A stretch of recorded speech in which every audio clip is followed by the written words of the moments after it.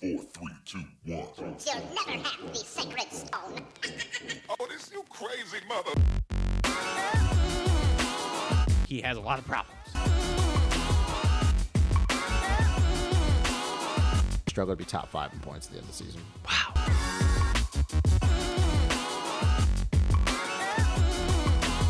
You bleach your hair, you're a sellout.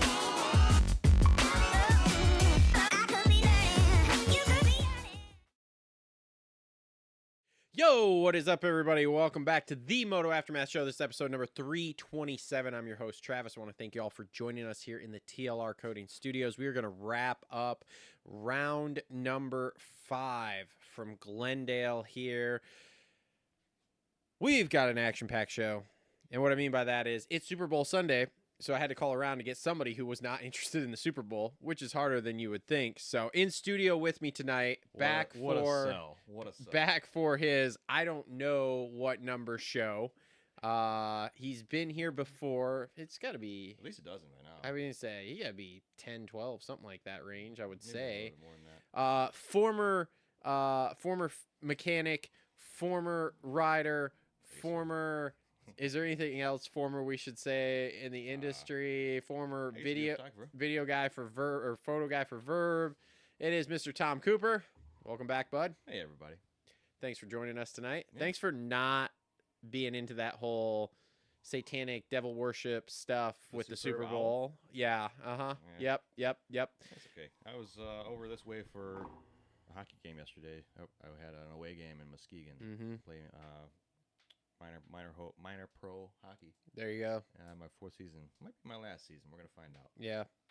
You know, getting a little older, when you get around some BS going on, you're like, what am I doing around We're this gonna right now? we're gonna talk about getting a little older here in the 450s. So, Okay. yeah. So anyway, So show presented by TLR Coatings. Like I said, we're in the TLR Coatings studio. I got a TLR tinfoil hat for you later All right. when it comes to the a moto lot side about of that right things.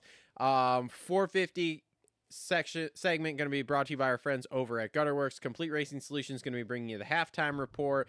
I've got 2 Armory Reload rants.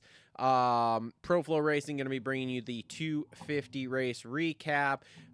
We've also got Alias MX, Adept Creative Co, and Nano Extreme on board. No Eric tonight. Eric's doing Super Bowl stuff, so I was like, all right, sweet. He's like, if we can do it earlier, and I told him we can't do it earlier because I don't know what the hell I'm doing to run this thing anymore. I'm completely oblivious. So over there, the man behind running everything, it's Seth. Hey, Seth. Hi, That's Seth. me.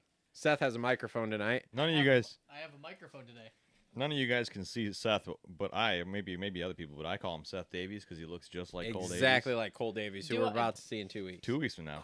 Cole Davies. I look like Cole Davies, apparently. Yes, Cole Davies. There you go. You So, handsome devil. Seth, thanks for coming in and also not being part of that satanic child sacrificing ritual thing known as the Super Bowl, okay? You don't like football? I mean, Huh? You don't like football at all? Football's for pussies. Okay. I'll I played watch hockey. the Super Bowl if Detroit ever makes it, but that won't ever happen. Yeah, dude, it's a satanic pedophile thing. You don't want to be Well, part this of is it. what I want to ask this question right now. So Detroit is very good. They have been for years. Is the NFL scripted? Is it rigged? Yeah. Oh, think so? yeah. Oh, Because yeah. you hear these things about guys at training camp that get their script, and then they're mad that they That get depends. 3-win season or whatever, and it's like, well, I wonder if it's real because you hear the same story from a bunch of guys, and you're like, well, we'll see about that one. Hold on. Maybe Is that'll the be in the NFL files. a sports league Yeah, entertainment. or an entertainment company? ChatGPT will tell us here. We'll look this up right something now. like that. The NFL is legally structured as a professional sports league, but it also operates in many ways as a major entertainment company. I'm not sure that's 100% It's accurate. GPT. It's not. It's gonna give you a bunch of BS. Yeah, I don't know. That's it, right? I've heard Yeah. I've heard a bunch that it's not. I've heard it's registered as an entertainment company. It makes you real curious. Mm-hmm. Then that apply to most sports. Most professional leagues are probably just scripted. Yeah. Some of that you think, okay, they get their script that they're supposed to do, like when I was growing up, like WWF, WWE, like they had, okay, now this person wins, the Undertaker gets the win, whatever. Right. But then there's the other stuff, like all the red pill things nowadays. A lot of it, Travis has seen, it's almost as if they have like the Project Looking Glass thing, where they can look in different points in time, and then they see what happens. Yeah. and you're like, well, what the? We're gonna find out hopefully with some of this, especially with the Epstein file stuff going on, because you see a lot of emails with NFL and execs and things like that, and you're like, okay. It's interesting, man. And it's way above our pay grade. So will we ever actually know? Probably not. But it's fun to speculate. So that's why I came on as a backup guy. So as Seth says, we take it all with a grain of salt, right? Now, we could spend the next 3 hours talking about the Epstein files, but I think we should probably just talk Moto instead. Save that for the theory podcast. Save that. Yeah, save that for the conspiracy theory podcast. All right. You could take that shake a snake thing down. Cole's not in he's studio not. today. Do we still have the tinfoil hat segment? Yeah. Yeah, okay. Yeah, and I have something for that too. That's moto related actually. So, all right.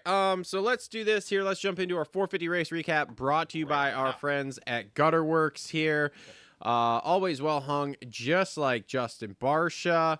And let me find the results here. Boy, the Gutter Worx family, librettos, they're living right. It's great to see that. You know, it's not that often you see families that aren't getting into some bullshit, and they stay together as a family unit. They go racing together. And Yep. That's very good. Yep. All right, so Ken Roczen right off the rip, first place, yearly win. Glendale he's good at. Awesome to see it. Any real surprise here for you? Everyone knew he could do it. It's almost like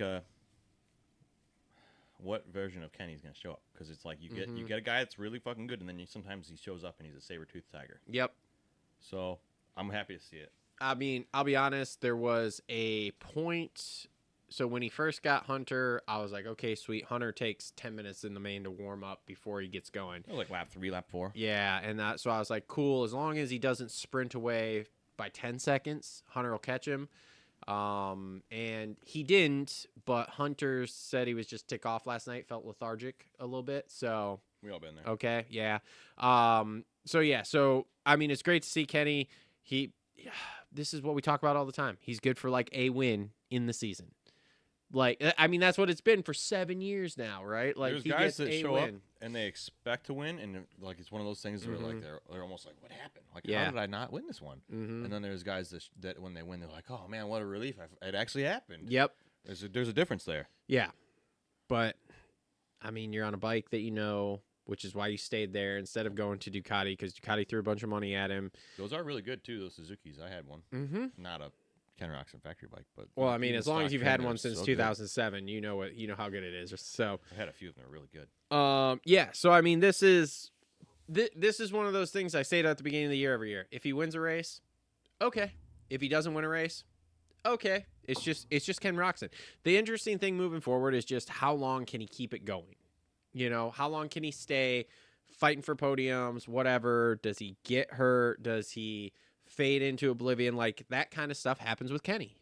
27 is his last contract year, or is he on a 1-year deal?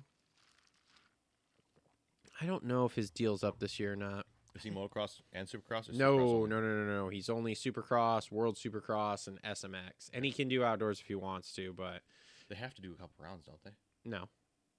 He doesn't have to. He's in the playoffs now. Fair. So, and like, he's got enough points at this juncture already that like he'll qualify in. Yeah. So he won't have to race LCQs or anything. So it should be whatever. So, all right. Next up, Hunter Lawrence there. Like I said, 4 second places in a row. Let me ask you a question, because this was a big topic in the group chat with me, Justin, Wyman, and Cole the other day. Yeah. Is Hunter Lawrence going to win a race? Yeah. Justin doesn't think so. Well, whatever. I mean, we were going at him. We told him he was cum drunk multiple times. Well, It's unreal. he often doesn't have that "I'm going to kill you for a win" mentality, which is why he's the points leader right now. Yeah. But there will be a time when he gets to start and you're not going to get him. Or he's going to, like last night, if he didn't feel lethargic, if he rides the way he has the last couple rounds, he'll catch Kenny that last 10 minutes. Guaranteed. The current point in time, they got lucky that Eli Tomac got a bad start. Yeah. Yeah. They got lucky. Yeah. Oh, I know. Because I think Eli won that race last night if he doesn't have that issue on the start. But Yeah. Once he got rolling, it was the fastest man on the track. yeah. But yeah, I also think Hunter gets a win. When does it come? Who the fuck knows? But like, he's riding too good to not get a win. Yeah, he'll get it. And he might win the championship. He's really good at staying healthy. I mean, Yeah, as long as nothing crazy happens here. And the thing is like it will only. I've said this before. The people watching are going to hear this. I don't know if I've talked to you about this. It's only going to get better because his brother's going to come back here before the season's over, and then it's just a Tuesday afternoon of him chasing his brother around the track. That's all there is to it. The trick for this season will be a lot of who can stay healthy. Mm-hmm. And by healthy, I mean, like, for example, I'm playing through injury right now. Most racers, by even this far in the season, are like Eli Tomac, and they go down, and they're not hurt, but they're fucking hurt. You know what I mean? Yep. So it'll play on that a lot where 96 ends up at the end of the season. Mm-hmm. Yeah, I mean, this is he's found his stride in Supercross. It's good to see. So now it's just interesting to see kind of where it goes here. He's real consistent right now, dude. 4-2-2-2-2. Yeah. What? And not only 2-2-2-2, like, hey man, he got to start and just stay there. Like, he's passed his way into second multiple races now. He's got it. And battled. So he's not scary. He's just good. Yeah. There are guys that are scary. Mm-hmm. Not really him. If I had Deegan behind me, you're not in the wrong class here, but he's scary fast. Yeah. He's gonna come in and kill you if you win. Yep. That's not Hunter. No. Not unless you're Deegan. Which would be great to see. Which will next be year. fantastic to see. 4 months from now or whatever. Yeah, for outdoors. All right, Paul Webb, third place at a track historically he's not great in. He was very happy for that third. I'm very a big happy. fan of Cooper Webb. Have been forever. Not just because he's got my name. Well, so slowly clawing his way back into this title here. Yeah. Like you go through the first 3 rounds and you're like, holy shit. And I mean, I think the crescendo of that is that picture that we've all seen of him sitting on that jump after round 3 there, A2, and just looking dejected, like, what the fuck? One of the ugly things about our sport is that unless you are the winner, and even sometimes if you are the winner, you almost always have those feelings. I've been talking about this of like, we need to be more excited for guys who are, say, 5th to 15th place here because they're bad fucking dudes. Yeah, but I'm not saying how other people feel. I'm talking about to be the guy that's sitting on the jump. Yeah, but we're also that way, whether it's in the media or it's fans, right? Like Cooper Webb, those first 3 rounds, he's still in the top 10. Yeah, he's still good. And it's like we're gonna get to Sexton here, which I'm gonna be down on. But again, it's like, dude, that's a top 10 dude. Like This much different. Like you don't look at any of the Formula One guys and go, that guy's a shitty driver. Yeah, you right. just go, that guy's on a not great team. He's having a not great season. Whatever. They fucked up the car this year with the changes, like anything like that. We're like us. Cooper Webb goes through those first 3 rounds. We're like, title defense over. He won't fucking get it back. And now we're 2 rounds later, and we're like, oh, okay, well, here comes Paul Webb. Like, let him slowly chip 2 points this week, point this week, even this week, 2 more points this week. Oh, shit, he's 4 points out of the lead here with 3 rounds to go. What you just said is, I never thought I'd say this on a podcast, but what you just said is like my very least favorite thing about our whole sport is that everybody talks down on everything so much. Mm-hmm. And even down to one of my pet peeves when I watch these races is you get guys like JT that are projecting these things. Yeah. And it's like, especially like, for example, with motocross and hockey, if I hear somebody calling a 24-year-old professional athlete a kid, let's think about what we're saying right here. Yeah. This guy is he's the man in the arena. Mm-hmm. And Ricky Carmichael's on the TV calling him this kid. What are you saying right now? Well, but at the same time, It's the way the culture is. It's not saying anything particularly against him, but this is the way that all this you stuff call works. him a kid because you're 20 years older than him. That doesn't mean shit. Yeah, I know, but it's a weird It's thing. unique to this. Yeah. Hockey too, but it's really unique to this. Yeah, I mean, yeah, I don't know. Like I said, it's one of the things we all need to get better at. That being said, guys like us, guys like JT or whatever, it's like our job is to, with the show here or with all the podcasts that JT does and what he does on TV, our job is to analyze what you're doing.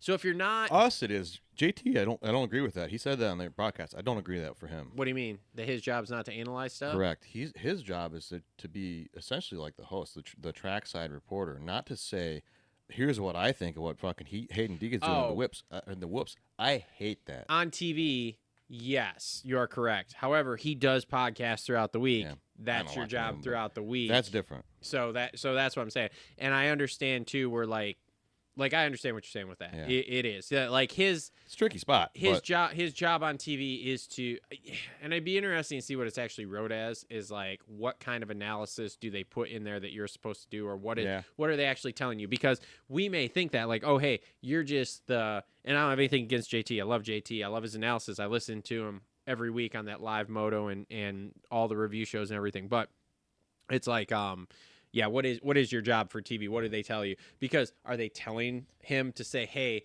give us some analysis on and then we're what annoyed. the rider's doing, you know? And it's like, well, if they're telling him that and he's just doing what he's being told by the boss, Yeah, like we're annoyed with him doing his job kind of thing. Yeah. I respected him a lot as a racer. He's I think he might be the last guy that were qualified for both the 125 and 250. I believe he at the is. same time. I think he is. He was like that Ironman for a while. And Uh-huh. as a racer, like he was a little before and during my era. Like we have a lot of laps together. Yeah. We don't know each other, but like I respect that guy, and I don't disrespect him as a reporter. We'll call him a reporter, but Yeah. I don't like the projection part of it. Yeah. I think that he paints everyone in a weird light, and then they have to like handle it almost, rather than like there are people that. What do you mean? Give an example. So this is a weird thing, tricky thing to come off the top of my head, but for example, the Hayden Deegan thing, like when he comes on the podium and JT starts grilling him about the whoops or whatever it may be, it's like, well, wait a minute, the guy just won the fucking race. Well, what do you want him to ask him though? There's a lot of different ways that you can. Maybe I'll come back on the next episode with this, but there's a lot of ways that you can paint a picture instead of like projecting. Here's what I see you're doing wrong. Like you don't know what the hell he's got going on, right? Yeah. But then it's a weird thing too, especially with the Deegan situation, right? Because so for example, I know what you're saying here is like last week, like Deegan went at him about him saying like, yeah, dude, I finally got my whoops dialed in. Aren't you proud of me or some shit, whatever the fuck And he that said. was when he brought it back to playful, but the weeks before that, it was not that. It was.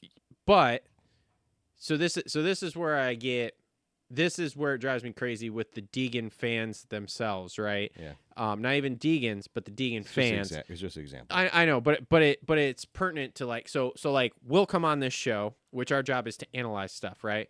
So for example, when he went pro, the first thing Justin said, and I titled a video in it, is he can't hit whoops for shit. Yeah.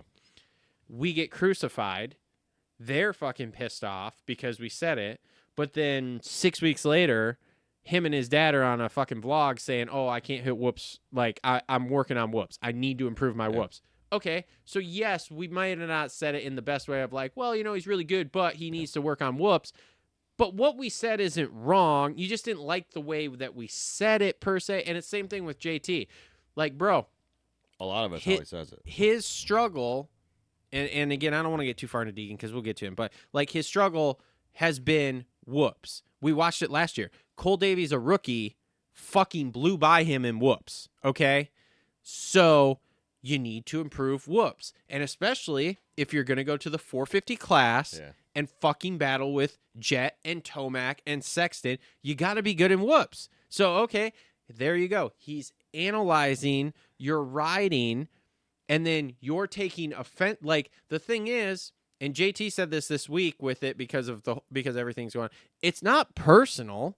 My job is to analyze what the fuck you're doing wrong. Yeah. And you're not Kevin Moran's, who it's like, dude, you ride great. You'll beat the brakes off of any guys like us riding, you'll beat the brakes off of. But compared to top of the spear tip of the spear riders, okay. And Deegan is at the tippity tip top of that spear. Yeah. So like, if you're not blasting whoops perfectly every single lap, that's a problem. Yeah. You're not going to beat Eli Tomac, Jet Lawrence, Hunter Lawrence, Chase. Like, you're not going to do it. Yeah. So, and again, but it's not personal. It's just, hey, dude, I got to find something. Otherwise, my talking point is great fucking rider.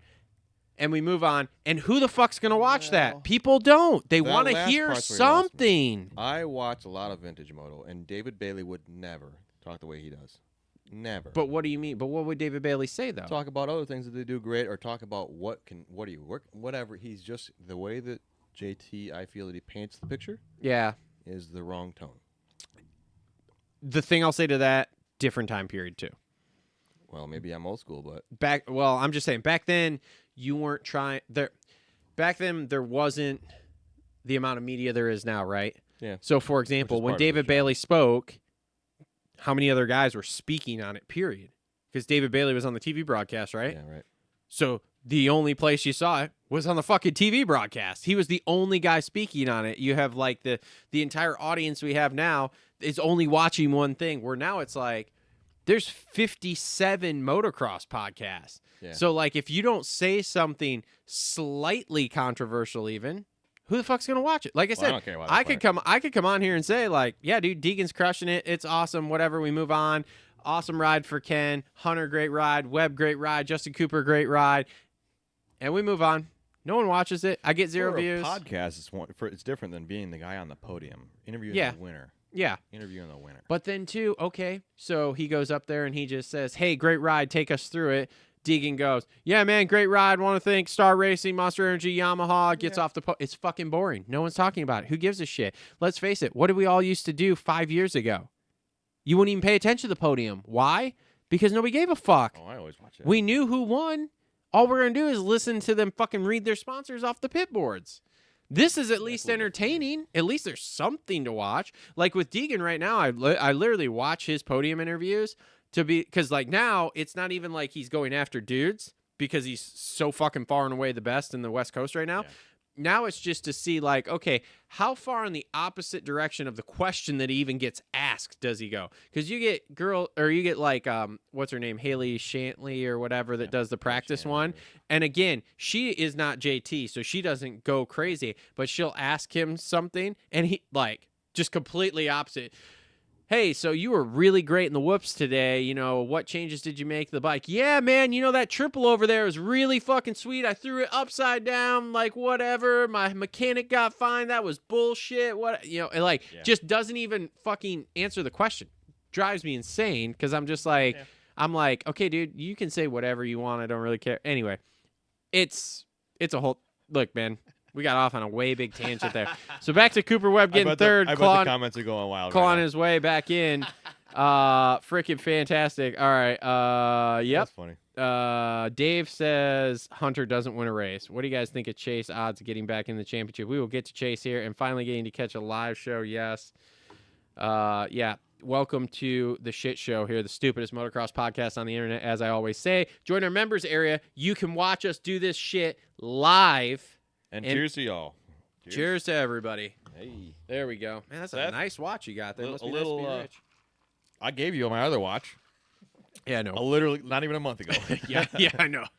It's nice to have rich friends. I don't know what you're trying to say. All right, let's get back into this. Justin Cooper, 4th place. Starts are his struggle. Boy, JC looks awesome though. He's riding great, He might be the next guy. but they are really struggling with starts this year. Yeah. So it was the 26 has a hydraulic clutch versus the cable. Yeah. I heard they went back to a cable maybe, and it still isn't great. So once he gets his starts figured out, because the problem feel it's the only difference there is the feel. the problem is that he's riding great, but he's going from like a 12th place start to like 4th or whatever. No one sees him, Well, and that's the big problem. this goes back to when we were talking about Cooper Webb sitting on the side of the jump, and if you're not the winner, you're looking around like, what the fuck? Yeah. He's going up against everybody else. Is a bad motherfucker going for the same spot in the first corner. So it's a really tricky thing. Sometimes you're Christian Craig, and all of a sudden your front end's taken out, and you're in the middle of a pile up. It's a really quick thing how this unfolds, right? It is crazy though, is that like here we are too, right? We're talking about Justin Cooper, like, and season's been rough, starts aren't great. I don't think that you see. and it's like, he's 4th place. he's so good.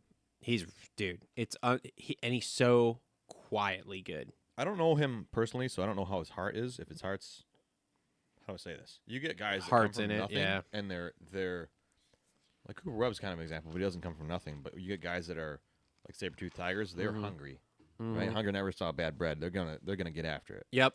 It's a different thing, right? I know he doesn't come from hard times, but he Well, works real hard. I don't know growing up that it was necessarily like Fair. I don't know. rich. Fair.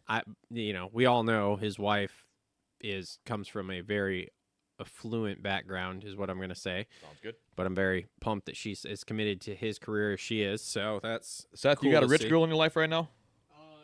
Talking to the mic, dude. But I had to unmute it. No, not rich at all. I'd probably be making more than her. All right. That's not a lot. Well, I know. I sign his paychecks.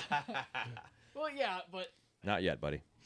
there's just some things going on. It's all right, She'll man. be okay. It's all right. That's what it's like when you're young, but let me tell What do you, you say? you'll date women that are poor and you'll date women that are rich, and both of them have their pluses and minuses. And the cool thing about dating a rich girl is that, for the most part, if she's got security like that, she doesn't care what you do with that. She cares what you do with your heart and what you do with what you do, right? You date some women that come from nothing, like the way I grew up, and maybe him too. I don't know. And what you provide, cash flow wise, is very important. There's a stark difference there. That's what I'm trying to do. So I'm trying to make as much as I can. Oh, he's trying to be on that program. Wow. You gonna lock it up? You gonna put a ring on that thing?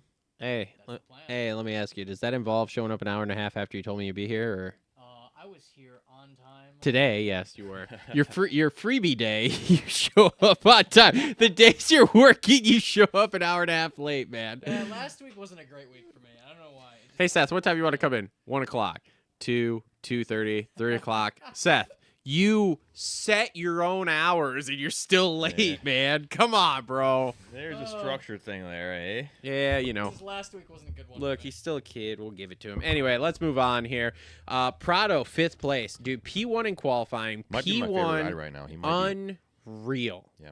Unreal. I love to watch him. He rides great. Here's the only thing. With him getting to this point where he's at here, and his how do I want to say this? Exciting ways of maintaining his position. Yeah, we'll go with that. Dude, you're gonna get a Eli Tomac welcome to the 450 class, pal, at some point here if you continue to do that, especially in Supercross. I'm about it. Cross jumping, Well, because that's what I he's haven't seen him doing. get too carried away with it. I see him get get a little. There were some dudes last week that were super unpumped about him Yeah. maintaining his position there like that. And like I said, that's that comes from his background in the GPs too. The tracks are so much wider over there. Yeah, but he's really known for that. You could go ask around the GP paddock. Yeah. And that's how he maintained position over there too. And there was a lot of guys over there also not pumped with it. So He's one of my favorite riders right now. I can't wait to see. dude, I'll outdoors. tell you what, he is just exceeding every expectation Of yours. had. Dude, a lot of us. There's a lot of us that are like, holy shit, dude, cannot believe it. So, great ride, dude. And I mean, I think he's podium bound here soon. Like, Yeah. Mm-hmm. he'll put it together. Joey Savacci, what a quietly good night with a broken toe. Wait. Prado at Daytona. Maybe. That's my call. Okay, Justin. I don't know. Justin always picks the GP guys that are coming in. Dude, Daytona, bro. Got Daytona I for didn't even sure. think about that part of it, but yeah. Yeah. So, Back to Joey though. anyway, back to Joey. 6th place, dude. Quietly good ride. He broke his big toe last week. That's why last week was so terrible. Is that his PR? No, he was 5th 2 weeks ago. or something. Motocross Zone. PR means personal record. Yeah. No, but he just dabbling in this. We'll call it 4th to 8th place, which I think is for him okay. Does he perform better with adversity? Yeah, I don't know. Is he one of those guys? I don't think so. When I was racing, if you made me mad, Mm-hmm. everybody better look out, right? Because I think that's like a Paul Webb thing. well, same thing. Yeah. Joey could be like that. Now he gets a broken toe and some adversity, and he's mad and goes on. I and don't kills know, it. because like I said, he was 5th a couple weeks ago before he broke his toe, so I don't know necessarily it's the adversity part of it. This is just Joey's. I call Joey your favorite rider's favorite rider, because everybody's like, dude, that guy is so underappreciated for how good he is as a rider. So, Chase Sexton. Really? You think 7th place last night was cool? Not particularly, but panic. No, Did you see the way he rode last night? barely. It was barely on the. When broadcast. he was on the TV, how hard do you think he was pushing? You get on a bike that is funky for you, Uh-huh. and you kind of just like let's see what I can do with this thing. They're testing every single day Yeah. until after 5 o'clock. What is that? From your background, Yeah. what does that tell you is going on behind the scenes? What that tells me is that they are. I wouldn't call it searching, although that is a good way to put it. They have a lot of options that they're sorting through right now, especially with the shock. Mhm. And I think that the Kawasaki and the KTM in particular KTM, are really sorting through shock solutions right now. KTM's got it figured out. No, they don't. They got a new WP shock this year. That's why they're so good right now. You're good like when Eli Tomac went over the bars, or good like when Aaron Plessinger No. with that little endo of the triple. No. That's a shock So problem. I don't know the AP thing. Tomac came out, took full responsibility, smashed that rear brake. Yeah. Yeah, AP coming up that face of that triple and get bucked like that. I'm not sure about that, but I will tell you this: I haven't seen or heard of a shock failure. So they got that new shock like the week before A1. Yeah. And I haven't seen or heard of a shock failure yet. And now Husky has it. They just got it last week or the week before. WP finally came out with finally made them for them too. So I'll be interested to hear in the next couple weeks what's up with that. There's some back channels I got with people I know on the team. He's a backdoor guy. Okay. Backdoor guy. So yeah, but no, dude, this is full panic. I was texting our buddy Eric last night and asking him how many more rounds before you think there's phone calls made, and what team do you think he'll go to next? Whoa. Dude just won. And then went 6-7 or something like that. You're not looking for speed, you're looking for consistency. Yeah, he's looking to consistently win. He's won one race because the race he won was because he's chased Sexton. Yeah. Because he could, as he said, qualify first in his truck. Okay. That's funny. I never heard that one. That's what he said a couple of weeks ago because Lewis Phillips was asking about the bike. He's like, yeah, we're still working on it. I could qualify first in my truck though. So like, whatever, like qualifying is not a big deal. But watching him ride around at 50% yesterday and going, I didn't see that part of it. dude, go back and watch the race. When he's on TV, that's not Chase Sexton pushing. Yeah. And the bike doesn't look great. Speaking of which, I often ask this. The race is on yesterday. How did you watch? Okay, so I had a bit of a weird thing because we went. Weird things? Well, we went to do this family night walk. So here's how this went. So initially, when this night walk thing was pitched to me, it was, we're gonna go at 6 o'clock. Okay, so I'm thinking the race comes on at 7. It's a 1 mile. It's a 1 mile walk in the dark or whatever. So I'm like, cool. We'll walk from 6 to 6:30 basically or whatever.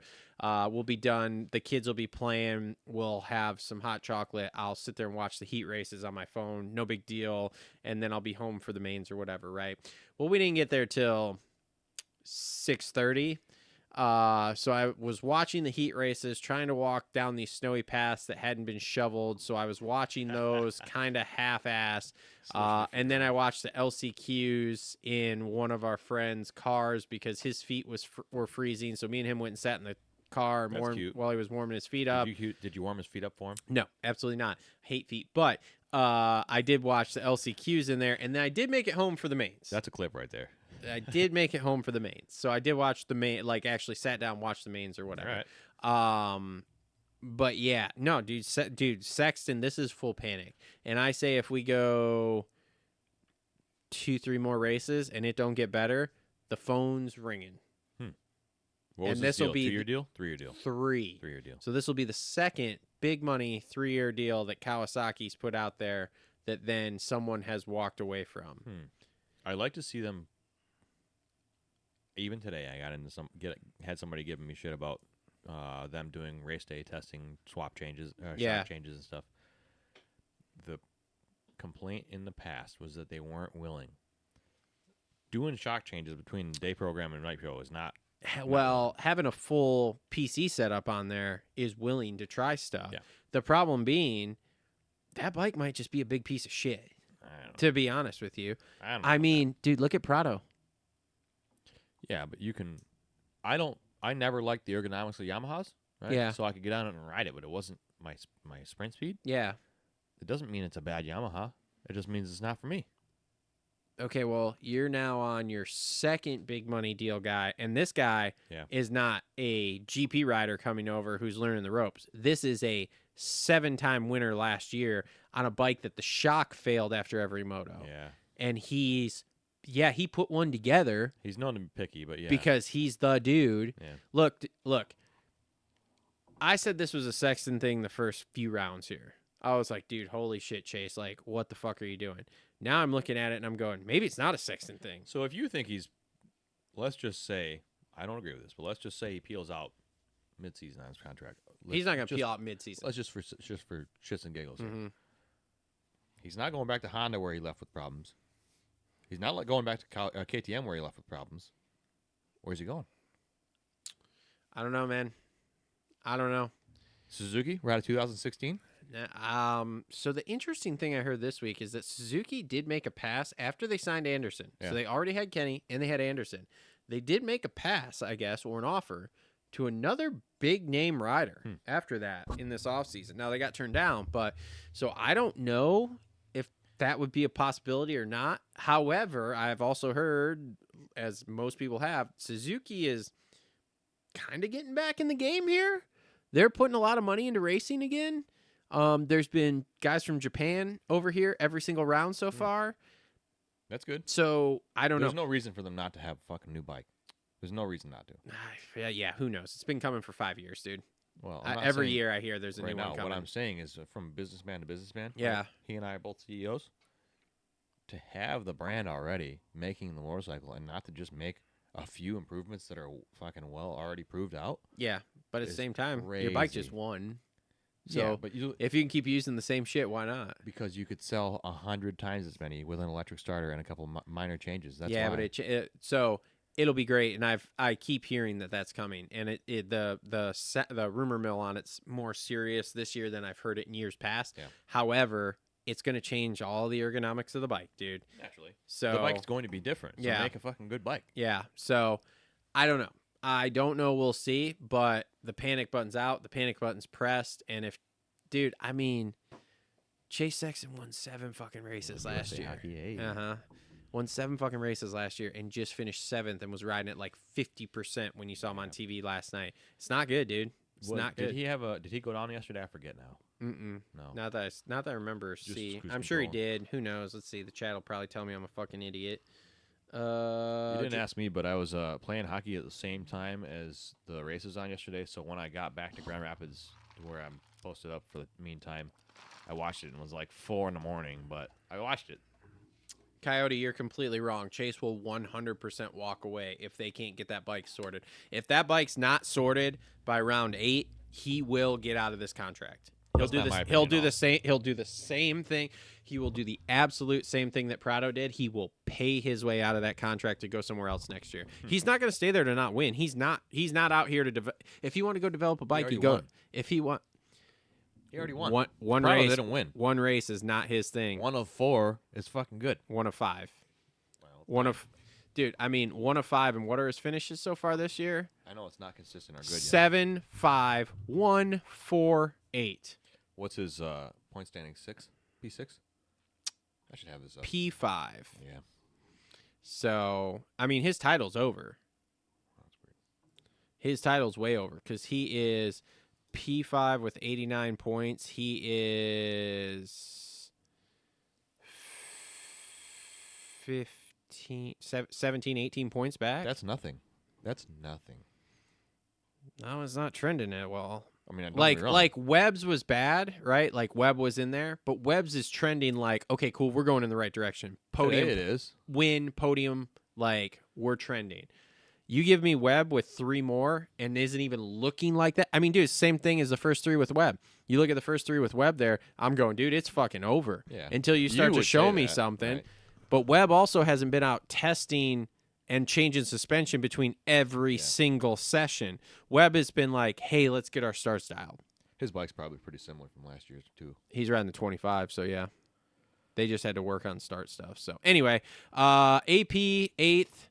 Good ride for him yesterday. His first one this year that I was like, oh, he looks good today. Yes, because he was also one that I was panicking here of like, dude, this is not a great season for If him he hadn't so far. figured it out, like in current times, Yeah. it was looking like kind of the end almost. Yeah, he would definitely have been going. Well, I still think he is going somewhere. I don't know. Michael Lindsay, shout out Michael Lindsay at Vital there. He did a whole video about the 2027 rider market for 450s so far. I definitely don't think AP is going to be at KTM next year, but If he's not on a factory bike, it's going to be a real tough time for him. he'll be on a factory bike. You got to figure there's a lot of spots, right? So you look at Triumph. It's good having those Triumph's two. only got Jordan Smith to ride that 450 right now, and they have nobody 250 wise. Not counting Faulkner. Yeah. Yeah, well, because technically Faulkner's under a 250 contract, He's but still I keep riding hearing East, right? If he's healthy. supposed to If he's healthy. if he goes back down. Yeah. There's been lots of that stuff. Ducati, obviously, with Barsha and Dylan, like those guys are there, and I'm sure Dylan's gonna try to keep going. But Barsha's kind of like year to year, and I don't know with this crash if he's gonna really Seems like keep he's got going. a few in the tank left. Maybe, but he's got I plenty could, of I could support. very easily see after that crash of him being like, you know what, I'm still walking, pull the plug here. Yeah, I don't get that vibe from him. I don't know. He's got kids now, man. Only him and God know, right? Yeah. So, but again, it's one of those things. Like I could see him staying. I could also see him, like I said, pulling the plug. Yeah. So then you got an opening there. Yeah, I don't know. There's a lot of, like I said, you got Suzuki supposedly has room for another dude. If Aaron, well, with exception of a few minor issues with the shock problem, if Aaron isn't on a factory bike, he's gonna have a hard time being where he's at right now. 100%. Ferrandis 9th place. Justin Hill 10th place. Wait a minute. Dylan Ferrandis, I want to kind of touch on that. Okay, go ahead. Let's back up. Besides Ducati, that guy is a 250 champion. He's a 450 motocross champion. In the last few years, once he left Star, Dylan who? Now, I'm glad to see the Ducati guys figuring it out because he's starting to look like not a contender, but he's starting to look like him again. So the thing here is that he's in the exact same spot he's been the last couple of years since he left Star. So that's a positive sign that, as we're all kind of saying, for Ducati of like, hey, brand new bike. Yeah. Unproven in Supercross for sure. Consistently good. Yeah, and like, okay, cool. This guy didn't go backwards. He's just in the same spot. Yeah. Great. Cool. That means the bike's fine. So that's good. Justin Hill 10th. He's got some sort of injury he's riding through too, so he's not riding during the week. That's why he's kind of oblivious to everyone. Jason Anderson 11th. Eli Tomac gets back to 12th. Now this is where I'm going to get into the old guys and like what you were talking about with your hockey and maybe like, I'm getting older. So I think in listening to his post-race interview last night, I think he crashed in that first turn and did the old guy, oh my God, that hurt. And then like got back on, but we were all like, is something wrong? Is something wrong? No, dude, he's just 4 or something. That shit hurt. Like when you hit the hurts. ground, it ain't fun. Like last week, yes, he hit the ground in that crazy get off, but it was, I don't really want to say expected, but he saw it coming. He was braced for it, whatever. This one, I don't really think he was braced for. And just the way he fell and rolled kind of across Craig's bike, dude, that was like, oh, my back. And then he like had to catch it. He really did the old man get up too, like on his knee, like, oh God, that was a lot. Okay. All right. We're good. Shook it all out. Okay. We're all set. Nothing's broke. Let's go. It's easy at home to be like, oh, you just went down and get back up. Like, if you fall over on the bike, it fucking hurts. Yeah. Let alone when you like when he crashed like that and he's falling on top of Craig's red hot motorcycle. If he didn't get burned, he got fucking hurt. At the end of that start straight, yes, that was a million miles an hour when you go to the first corner. Shit hurt. Not good. And it took a second to be like, okay, cool, nothing's broken. Let's And get by back a second, on the you bike. mean 3 laps. Yeah, Like, and then you kinda get back like, on oh, the God. bike and you're riding, and you're like, okay, everything's cool. Bike's probably twisted. You got to get a feel for what way the bars are Yep. pointed and stuff like that. That's really crazy to do. Great And then to be ride. the fastest man on the track is crazy. Dude, did you see that quad he was doing at the end of that long hitch straightaway there before they went back across the start? I saw it in practice. I don't remember seeing him do it. He didn't do it in the moto. race, but he did in practice, and I was like, holy shit. Yeah. Our man still got it. The track, by the way, we just jumped right into 450. The Yeah. course looks so fun. Everybody it looks so said- fun. everybody Slippery. Everybody said there was nowhere to pass. No, it had traction, dude. They watered Sort the of. piss out of that. That doesn't thing. mean that it's got a lot of traction. Because Yeah. you water California, you water Yeah, Glen yeah, Helens yeah. dirt, it's fucking slippery still. But it wasn't blue groove like it usually is there. The So, dirt looked good, but it looked, yeah, Yeah. you can see him sliding, and that's not fun. yeah. But dude, that quad he was doing there was crazy. Jumping around the sweeper like that, that shit's so fun, dude. Mm-hmm. And most of the people who watch this show in current day ride, so they see that stuff, and that's probably half of why they love watching it. Just like me and you, yeah. right? Marshbanks 13th, Craig 14th. What's Marshbanks trying to do right now?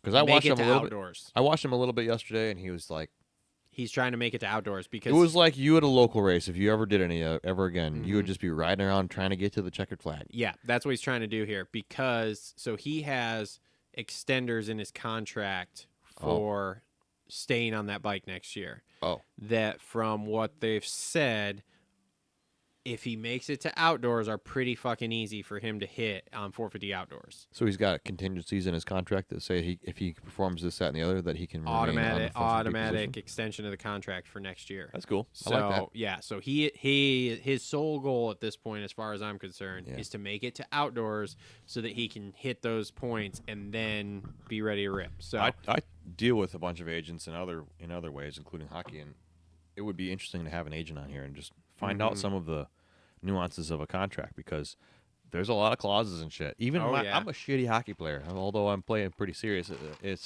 There are clauses in my contract, so it's really interesting to hear some of that stuff. Yep. Craig 14th. He's already because Tomac was kind of like, well, Craig, whatever. And Craig's like, yeah, dude, I was crashing, like, whatever. I think he ran into the back of Hunter's wheel or something. Who knows? I don't know. Yeah, it's all blink of an eye first stuff. corner wasn't. I liked the fact that it had like kind of a double kink to it, Yeah. but the way that it came over from the inside was what made it really tricky because it pushed everybody to wide. Normally, you want to like tip around the inside. Well, it pushes everybody where you're like riding up on the face of that triple, which was fun looking, by the way. Yeah. McElrath 15th, Colt Nichols 16th, Vince Freeze 17th, Freddie Norrin 18th, Mitchell Harrison 19th, Grant Harlan 20th, Josh Cartwright 21st, and Malcolm Stewart 22nd. I didn't see Mookie go down. Was it just the sand one? I saw the sand one. That was what hurt him. So speaking about everybody riding injured, don't forget that first race. What's his nuts landed on him. So he's got the winglet broke off of his shoulder or whatever there, shoulder blade. Really? That shit hurts. Yeah. So then when you crash in the sand and flop on your back, I'm sure that felt great. Right. So it's probably like when you break ribs and like you can't even breathe on like flipping. Well, every time they flip, you got to start over with healing. Yep. So if you're Mookie and you got something flipping around back there, it's not healing. Yep. All right, so that's been your 450 race recap brought to you by our friends at Gutterworks. Always well hung like Justin Barsha. Let's go in the chat here, see what we got. Thanks to our members for watching. What up, chat? So I should pull it up. I don't have the Coyote Fox 52 says Chase won't walk away from Cowie. You sir are wrong. And then he also says Chase won 7 last year because his only competition was Webb. One of the most stacked years that we ever had. Okay. Jet also won 1 in the beginning there, and then Tomac won 1 also before he left. Yeah. I mean, Coyote, we really appreciate you being a member. You're out to lunch. Let me just part of the fun. Let me just say you're out to lunch. So, all right. So we're gonna jump into our Complete Racing Solutions halftime report here. And this month we're highlighting fucking hair on my microphone. What the fuck? See? Is it gray this time? No, I don't even know. I'm like, you got gray hair? To see it. Oh yeah. Just grist your beard. Oh yeah. Oh no. Not only the beard, the top. It's coming in. I'm becoming a silver fox, baby. Not me yet. Foxy. This month we are talking about the annual CRS membership for fitness and performance program. This is geared towards youth and vet riders. Annual membership receives free CRS merch. Membership replaces the guesswork with proven performance system for 3 levels of fitness programming, hydration, and nutrition with smart cross training like swimming and running.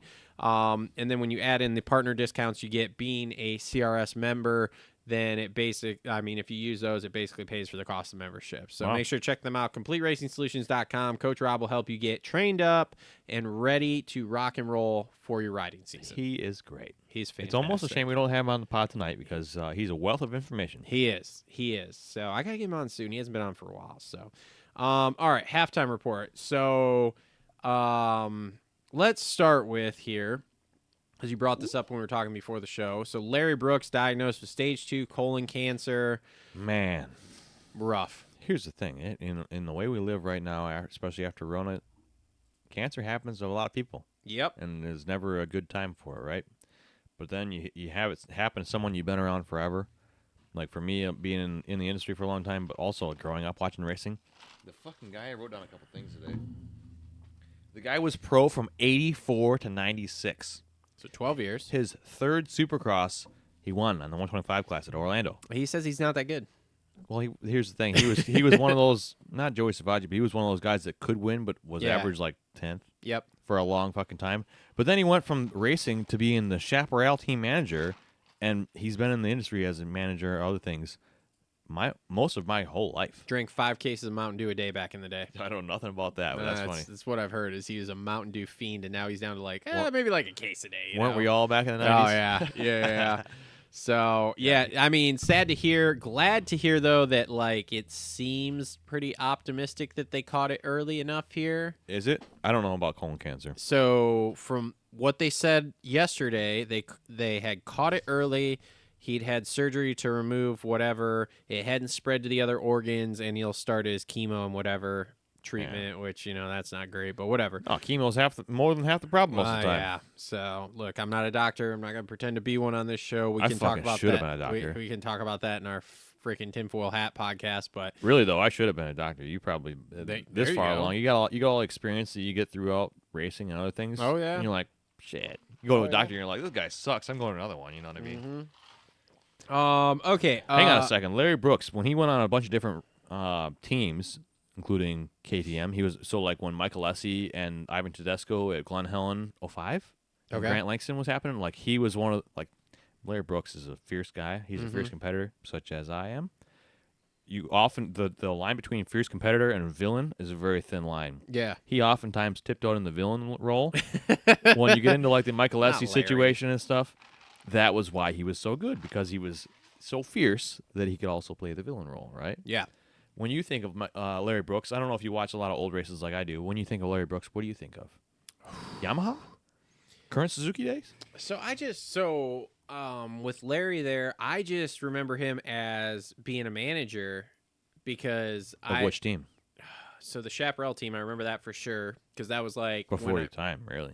No, so Chaparral was like as a kid. Yeah. When I would be like putting the VHS tape in the VC. Oh, Supercross is on this week. Sweet, Yeah. dude. Let's record or motocross or whatever. You see him talking about Yeah, Jimmy Button. so like I remember him from that, and then obviously now the years here with him being at what's it called there at HEP and everything.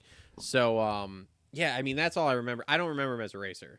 Yeah. For sure. Like I was too young. You don't watch any vintage races nowadays, do you? I do. Oh yeah. It's crazy. Like that's actually something me and Seth are talking about doing for members videos is watching old races and Yep. just kind of talking as it happens or whatever type deal. Because oh yeah, I watch them, dude. It's insane to watch some of those from the 90s and stuff, and you just start reading down the names at the starting lineup. You're like, holy Yeah, shit. Kehoe and all those guys. Yeah. Mm-hmm. Yep. Guys that are still in the industry. So yeah. So that's the only thing I remember.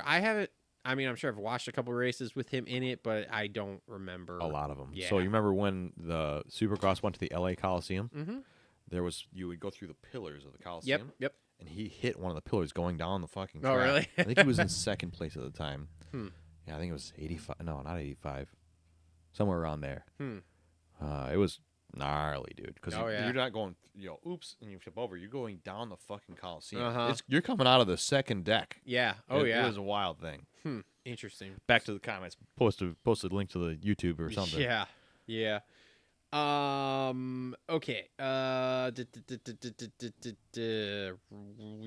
You got anything for halftime you want to talk about before I get into ranting here? Let me think about this. Good thing I took some fucking notes. You said you had notes, so I take notes. I take more notes than anybody I know. Straight up. I do too, but I never go look at them. So it's just like I just have notes written everywhere in all different books and everything, and then it's just like, what do I? We didn't talk about Ducati too much, and I was kind of wanting to talk about them a little Sweet. bit. What do you want to talk about with Ducati? Well, two things. First, the racing outfit, but also just the growth of the brand in America, right? Mhm. So, like, they only brought in a handful of bikes to homologate them for the year, and then they have the factory edition. What do you see? What do you see coming from Ducati? I think they're going to kind of maintain being that limited production brand here moving forward. I will say Troy Lee they have like the race team side of it's great, right? But I really thought when I had heard the initial Ducati's coming, Mhm. I'm thinking, we're going to have a factory Mark Ducati, Marquez shows up. yeah, race team that it's like gonna be all these Italian guys and real high production, and they're gonna come in and they're gonna do because I don't even know what the MotoGP setups look like because I haven't been in MotoGP for years. But they're gonna have just like this Taj Mahal huge unfolding. pit presence Yeah. thing, you know, with the snap together floors with and Ducatis and all this shit, right? And then to hear some of the behind the scenes stuff of like, well, they're coming in, but they want somebody who can produce $2 million plus in sponsorship stuff to fund the team, and Yeah. they're gonna do, you know, limited whatever. And I'm like, oh, It's weird that they don't do a huge pit presence, which I don't know if they have so far Yeah. this year. There's been 5 Supercrosses. I haven't yeah, done I any don't of know. them. I haven't. But it is hard to believe that they wouldn't, because who do you want to go see different than a Ducati pit with a bunch of Paginales or whatever they call them, Yeah, the super bikes and Pangalis, stuff? yeah. Why would you not want to go to see that, right? Mhm. And for a company like them that essentially has not an endless budget, but they got the fucking money to do it. Yeah. The very first thing you're gonna do is market them. Mm-hmm. All these motocross guys that are going to the race generally are into motorcycles, but don't buy Ducatis Yeah. yet. Well, and the thing is like, okay, in my mind, so there's older generations here, right, of guys, including ourselves. I'm going to call us into an older generation now, Okay. right? We're in our mid to upper 30s, which means we're making money. We have disposable income and what I mean by that is we're making decent money where we have more disposable income. Where if they Cash come flow. in with a $25,000 Their bike's only 12. complete factory for this shocks me too. Yeah. Where if they come in with a full whatever they call it, Pangali edition, Yeah. Desmo 450 that has every Well, I haven't yeah. in at least 15 years. When I watch hockey games, baseball games, and that's really about it. And just motocross, and supercross. Well, when I have just something on the TV, it's almost always like a vintage supercross race or something. Right now is 2001. You know, while we're on the rant thing, and this isn't really a Oh, rant. here it's we not really a go. good one, The but Armory reload rant. You know what's crazy to me is that every race right now, the second they go off the over the checkered flag, you might get Deegan throwing some fucking finger guns, but nobody does a parade lap. Nobody does anything for the crowd. Nope. You watch 2001, 2000 Supercross. Top 5 guys are going around for a parade lap. Dude, Yeah. Mathis just ranted about this because opening ceremonies are the same way. Yeah. Nobody goes out there and throws big whips or anything. It was They're the just best- literally rolling around the We track. talked about WWF at the beginning of the show. Mm-hmm. When I was a kid, like the entrance music and like I wasn't really into it, but like Mm-hmm. the entrance music and the whole, it was barely even about the wrestling match. It was all about the theatrics and all the show of it. Mm-hmm. Yeah. We don't do that much. No, we do which is opening what we ceremonies, really which is need. kind of like we wheedle away, but it's really, and this is something that I was really looking for with World Supercross, but like, it's crazy that you don't have a big show out of it. It's crazy you don't have. A big Yeah, show and out like the big show should be the opening ceremonies, the post race stuff. Now I got to say here, they're doing some great things in my opinion after the race here. Yeah. Like when you pull 3 or 4 chairs out there, you get Weege, Brayton, AC, and the winner sitting down on the track talking about the win they just had. Fantastic. Yeah. You get them pulling like an Eli Tomac who was I agree. 12th or whatever and saying, hey, you know, whatever. This is all fantastic. I think that's great stuff. And that's all what we need. We're talking about what we see on the broadcast. Uh-huh. However, Yep. I'm also looking at the asses in the seats. Oh, And, yeah. And for me, when you have like Jet and Deegan are a great example for this because you have these guys that have this personality and this following already, and you could have almost like a half of an hour. Like opening ceremonies used to be like a lot of video stuff and everything else. This is a big They topic rush through right it now, right now. This is a big topic of how shit it is right now. Well, I'm not saying it's bad. One no, of my no, no, one of my no. least favorite things about the sport is how everybody's a cynic, Yeah. poking holes in the boat. No, but this is everybody. So people are like calling into pulp and stuff. Yeah. And this, like I said, this is a big topic of like, it used to be like, yeah, I want to be in opening ceremonies. Like you see the videos, the music, all this stuff. Huge And thing. now it's not that. From what I understand this year, it's complete garbage so far. And Just rush through it. it's just like they announce the guy. By the time the guy jumps on track, they're announcing the next guy, and there's Oh. no videos or anything. Like it's really shit, from what I understand. And of course, Feld, as good of a job as they're doing with whatever, is saying like, well, the riders are hard to work with, and then There's no excuse. to go do the thing. And then of course, Steve's answer to that, which I like, is like, cool. Tell the teams and the riders, if you want to be in opening ceremonies, you have to have a video that's filmed that's fucking worth a damn here. And It's then, crazy for me to think that there would be any way that would be Bro, difficult about it all. do you remember a few years ago when This is okay. I'm Let me listening. hold on. Let me add a third fucking rant here, okay? These fucking riders that get paid hundreds of thousands, if not millions of dollars, and are like, well, I can't stand around for an hour and a half after the race and do a fucking interview. Fuck you. Yeah. Fuck you. Those fucking Formula One drivers could shit on you with $100 bills, the amount they make compared to you. Guess what? They sit around for however long the fucking FIA tells them they got to sit around for. Otherwise, they get majorly fined. Cool. You want to leave? 10 grand.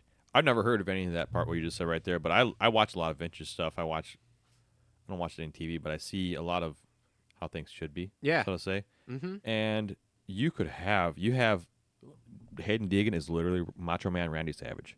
You could run with that so much. He's already doing that in a sense, But not to the fullest extent. I get what on you're his saying. own YouTube channel. Oh yeah. You think that Macho Man Randy Savage was, you know, this is a weird example to use, but like the whole point is that you make the show out of Yeah. these characters. Oh yeah. You're not I wrong. love the dirt bike race, but it's bigger than that. Mm-hmm. It's Yep. a lot bigger than that. You're not wrong. You're absolutely not wrong. And so yeah, I'm very interested to see where it goes. Wouldn't it be funny to have like Franz isn't that good of an example because he's French, but he's not that French. Yeah. But like Eric Sorby or somebody like that that's like French, Mm-hmm. and have him be like the villain that they paint in the show and stuff like that. That'd be Oh, yeah. so funny. Well, dude, Deegan's gonna be the villain. Have Yeah. you looked at how like I was watching when they were interviewing him on the podium last night? Just the way like his hair, his hat, and his eyebrow, like it. He looks like an evil villain on the podium. I like watching that. I'm like, man, that really like if you were to drop him in like a movie, just with that look, it almost like I'm not making fun of him. I'm just saying like the way it all works. I'm just like he looks like a villain in a Yeah. sense. Like this is. I didn't see that, but it's funny to hear that. There's just some people you're never going to be able to unsee it. You're going to Yeah. watch his podium speech next week, and you're going to be like, "Son of a bitch, he's right. He looks like an evil villain." And again, I think all the Deegan stuff aside, whatever. Dude, you want to make $1 gazillion? Just lean into it. Just lean Yeah. into it. Go to the Lawrences, who I know you're not necessarily friends with. There's animosity there already, which is great. also engineered. Who cares? Oh, it's not engineered. Well, I there mean, is you know what I'm saying, legit animosity between them. You know what I'm saying, though. However, go to them and say, "Hey, you guys are the good old boys from what's it called? The good guys. You guys be the good guys. I'm gonna be the bad guys. Travis Let's all go Pastrana, make Brian Deegan. let's all go make $1 gazillion fucking dollars at this, because you could. I think that's the unsaid thing happening right now. I don't think this that Mhm. needs to be even said. I think that's just what's going to happen. Oh, it's 100% Travis what's gonna happen. Pastrana and Brian Deegan Mhm. never. I've been said saying anything. this for 18 months now. I just missed Travis Pastrana this weekend because in Atlanta, Michigan, up north from here in the Lower Peninsula, They had the snow rally car race. Yeah, Mhm. I was gonna go, and I got in the lineup for hockey, and I said, okay, I'll go play hockey instead. And then I was mad that I went and didn't go to the Yeah. snow rally race. Okay, moving on to my other Armory Reload rants here. Good. Okay. Did you notice that we didn't have full gates for the 450 heats? No, I didn't notice that. That's because there was only 37 entries. I didn't notice that at all because there was a bunch of guys that were way off. Mm-hmm. Yeah, 37 entries because everybody made it. Well, Which to me, this is just like we'll have to see going forward. Maybe it's just a random week.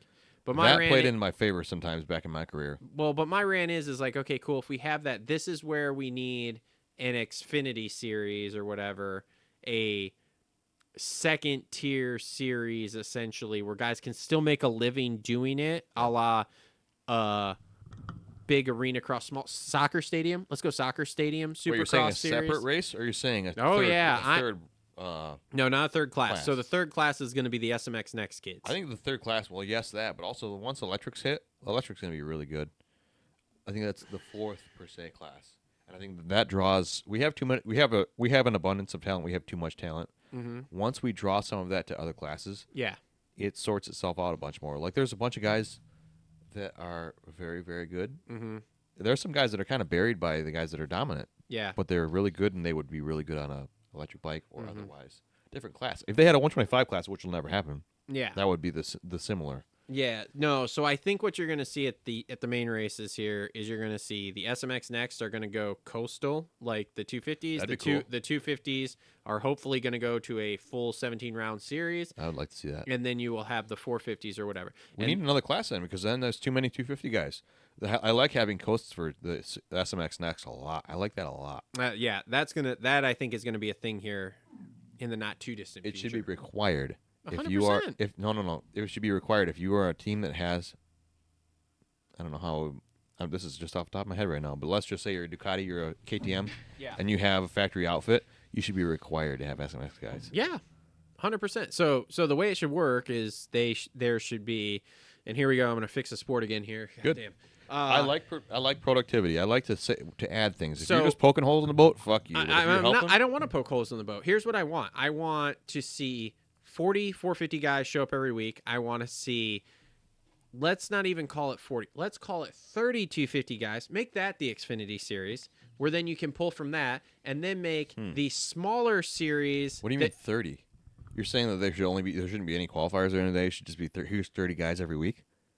In a sense, yes. So I was the guy on the bubble. much like Formula One. Look, here's where I want guys like you to go ride.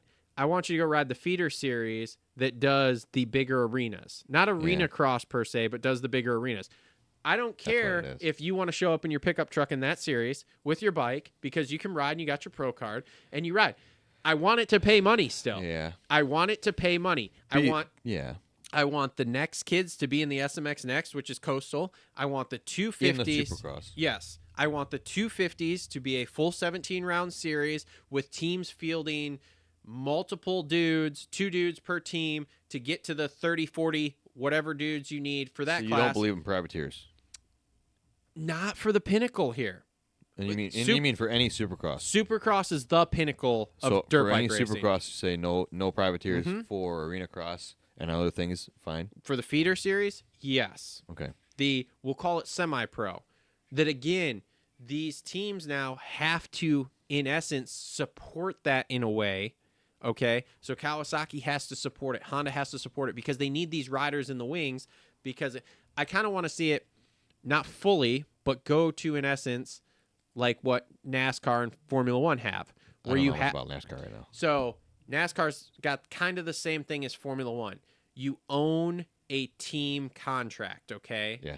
And that team contract guarantees you money from the series, okay? Because the problem we have right now is you have all these separate entities working together, essentially, But not together. but not together, right? So you have Feld and MX Sports over here, which are promoting the races and putting the races on. Okay, great. Outdoors and indoors, Yeah. they're the same all the way through. Yeah. Okay. Yep.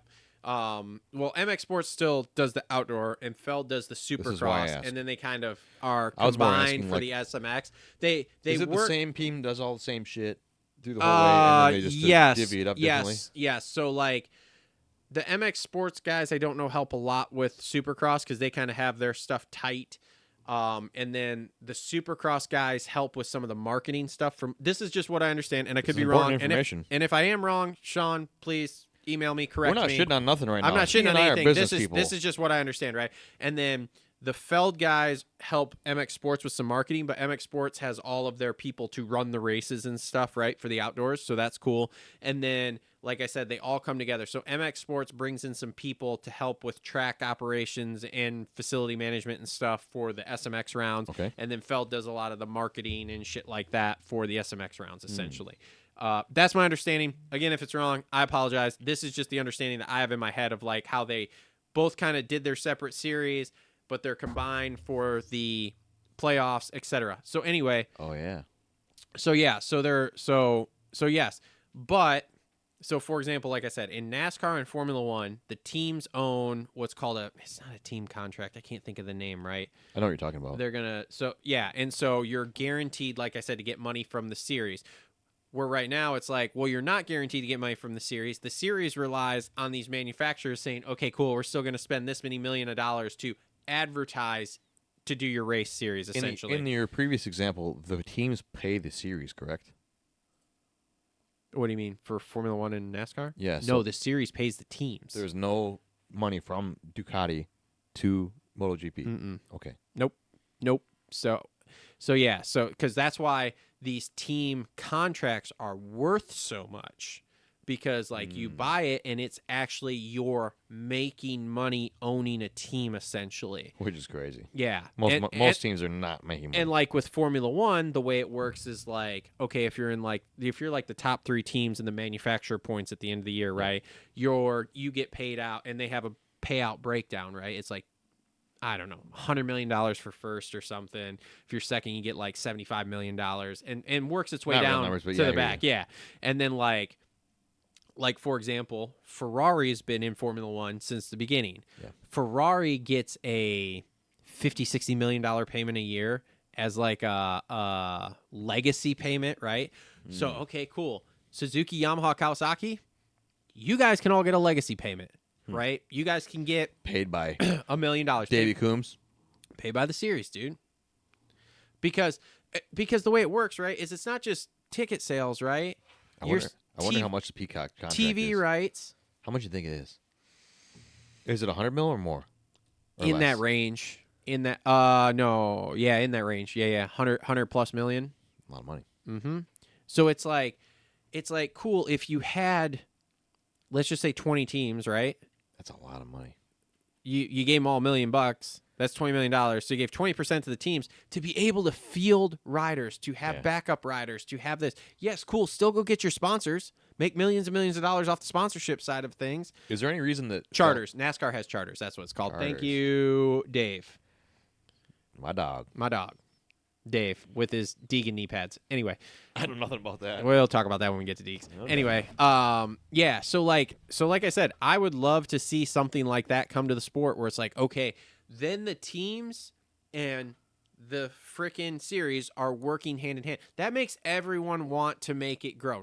And I'm not saying that they don't want to make it grow. Obviously, the teams want to make it grow to sell bikes, and the frickin' We're re-engineering the wheel right now. We're not just talking about the fucking existing wheel. yeah. But the problem is too is like, you don't have to fully re-engineer it, right? The wheel's still there, right? The wheel is Supercross, Motocross, SMX playoffs, right? That wheel's still there. It wasn't. Now it All is. we're doing is just changing the spokes on it a little bit to make it where when you get to the center, this is all one thing.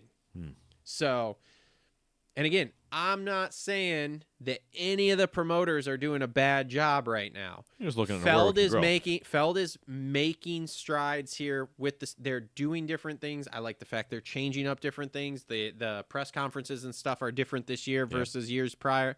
So like I like all that. But again, too, this works into like I said, everything. Cool. You have it laid out of what the fine is, and it needs to be more substantial if they don't do press. These riders need to do press. You want to be in opening ceremonies? Cool. Then you have to take time out of your fucking busy day to fucking film a goddamn intro for fucking opening ceremonies. It's not you that does it. It's the marketing and promotion team that does it. They have a whole media team that does it. I understand. The problem being is that the riders will not set time aside. They're unfucking reachable. That's the first time I've ever heard of that. I've been in this a long time. And then, from what I've heard, and this is not me saying this, you go to some teams and talk to their PR person about, hey, could we talk to so-and-so maybe like once every few weeks after the race? And they fucking laugh at you. Well, this is new to me, too. Which is unfucking believable. You mean as far as like going into the semi talking to him, or you mean like you and I calling Chase Sexton right now? Like meeting him outside the semi after the race, things like that. There are teams, and again, this is not firsthand knowledge. This is very public on a show called Schmulp MX. Okay. That he talks about. You go to their PR person, which the PR person is supposed to be what? Managing the fucking bridge between the riders and the fucking media. That's the and way you to say, do it, hey, right? we need to talk to so-and-so at some point during the season, and they laugh at you, which is unfucking believable. I don't believe it. Unless, the only it's 100% true. The exception of that is that I would also laugh at Steve Mathis. So, okay, look, man, I'm not going to yell and scream about Steve here. There are certain things I don't like. There are certain things I like. I respect the hustle. That guy's been in this a long time. You're a Steve Mathis guy. I mean, I listen to it because there's a lot of information there, right? A lot of information. However, what do you want for media in the fucking, he is media in our sport. He's one of the center people. As far as it goes, he is one of the, he talks about this too with media, right? Because, so you don't know this, but the first 2 rounds of the year, this new media scrum thing they're doing here at the end, right, where the podium goes up, they were doing the 250 guys immediately after the 250 main event. While everybody's on the track. While everybody's on the track watching the 450 race. Wow. And the response to it, now they fixed it. Golf clap that they fixed it. But the response to it the first couple rounds were, well, everybody's got 2 people here. And Steve goes, everybody's not have 2 people here. I'm here by myself. Yeah. And 3/4, like, he's like, look, me. Whiskey throttle, all those people. Yeah, he's like, me, the Whiskey Throttle guys, Vital, and that 23 Media guy are the only dudes that go to all the races. Everybody else only goes to California rounds and then fucking leaves, dude. They don't go East Coast. Wow. Which is true. I think Motocross Action does send what's his nuts there, Mosman, to East. They do send him east, but like I would have figured that Swap would have somebody there. oh yeah, Swap does it too. Yeah, Swap does it too. So He's been there's in this a long time. so there's now. like 4 or 5 dudes. Not a lot. There's not a lot that travel the entire series, and then like the ones that you hear here at the beginning of the year. I mean, there are some people that talk in these press things that they're like, "Hey, I'm so and so with whatever the fuck moto whatever," and I'm just like, What who? side's the shifter on? Yeah. Yeah, I'm just like, who the fuck is this? Insert like whatever the meme is. Who the fuck is this guy? You know, like what? Hey, you know, on a little tangent from this right now is Armory Reload rant. when we were talking about the promoters and things like that, and the way that JT does podium interviews and things. Yeah. We are tiptoeing around something. I shouldn't say we, but I want to really put my full foot on something right now. Davey Coombs Okay. used to be the fucking podium guy. He used to be the trackside guy. Yes. He used to be the guy that they would put the giant VHS helmet cam on. I've- He would go with the gate drop and preview the track with you. I have watched some of the old races with him, and every time he pops up on screen, I'm just like, holy shit. He has been in this for a long time. He has. He has. It would be great to get him on the show. He may or may not hate you. I don't know. He doesn't have anything against me for sure, but I'm not sure. it would be great. Even forget that he is the center of the motocross world. He's been in this longer than, like, Bevo Forte is the only guy I could think of that's been in this. Him and DeCoster. There's a handful of guys that have been in this longer than Davey Coombs, right? He's been in this since David Bailey. Look, I have my differences with Davey Coombs. Now, whether he's mad at me or not, I don't know. I've never talked to him. No one's ever told me any different, right? So who knows? Probably I'm wasn't. sure he knows exactly who I am. By but name, he would look at you and go, "Who?" But he would see your name and say, Yeah, "Oh, there you go." but outside that, whatever. However, the one thing I do respect about him is that dude is a bank of moto knowledge when you talk to him, because I do listen when he does interviews and stuff for all sorts of different reasons, and the knowledge he pulls out of his ass for like this race at this random race in Hoboken, New Jersey in 1972. He was there. That he was there flagging the third corner, which was an uphill triple that DeCoster cased and blew out the right shock on his dual shock, whatever. Like, it's, the beauty of it is he has literally been every position from, with exception of the guy trying to win the race. He's been every position from janitor to flagger to fucking pit reporter to on the podium to you name it. Yep. Owns the series, allegedly. 100%. Whatever, however that actually works, whoever actually owns it. If it's actually the Coombs family, I'm not sure. I think they could be private equity by now. Nah, Coombs rents it from the Daytona Motorsports Group. Yeah, and then Feld is a partner in which Feld is the Feld family, but also has It's a whole bunch. There's There's a whole some- rabbit hole there. Look, we're not going down that path right now. We were Just talking that. about some of the similar things to start let's the show. let's just keep moving forward here. Well, the long story short is it would be really interesting to have someone with his experience and with his not just access, but like nobody knows the series and what they're trying to do with it like he does. You talk about anybody in Feld or anybody in MX Sports, nobody knows the vision like he does. Yeah. It'd be really interesting to have him just talk to him. Yeah. Even like you want to grill him about the growth of the sports stuff. I want to grill him about when fucking Ricky Johnson won a race and he was interviewing him. I want to talk to him about like him stuff. Yeah. And then you get to find out what he's trying to do with it because he's been there forever. Right? Yeah. Yeah. So, all right. One more rant here that I wanted to bring up. Armory Reload rant. Thanks to our friends at the Armory for all your things that go boom, boom, bang, bang. Is that local? Yeah. So that's Holster Co.'s arm that sells the actual boom, boom, bang, bangs. Holster Co. is expanding. Holster Co. no longer exists. It is now only the Armory. That's great. So I just had one of the reasons I was really mad about hockey yesterday is we had a bunch of fucking who is this person's on our roster? Like seriously though. Yeah.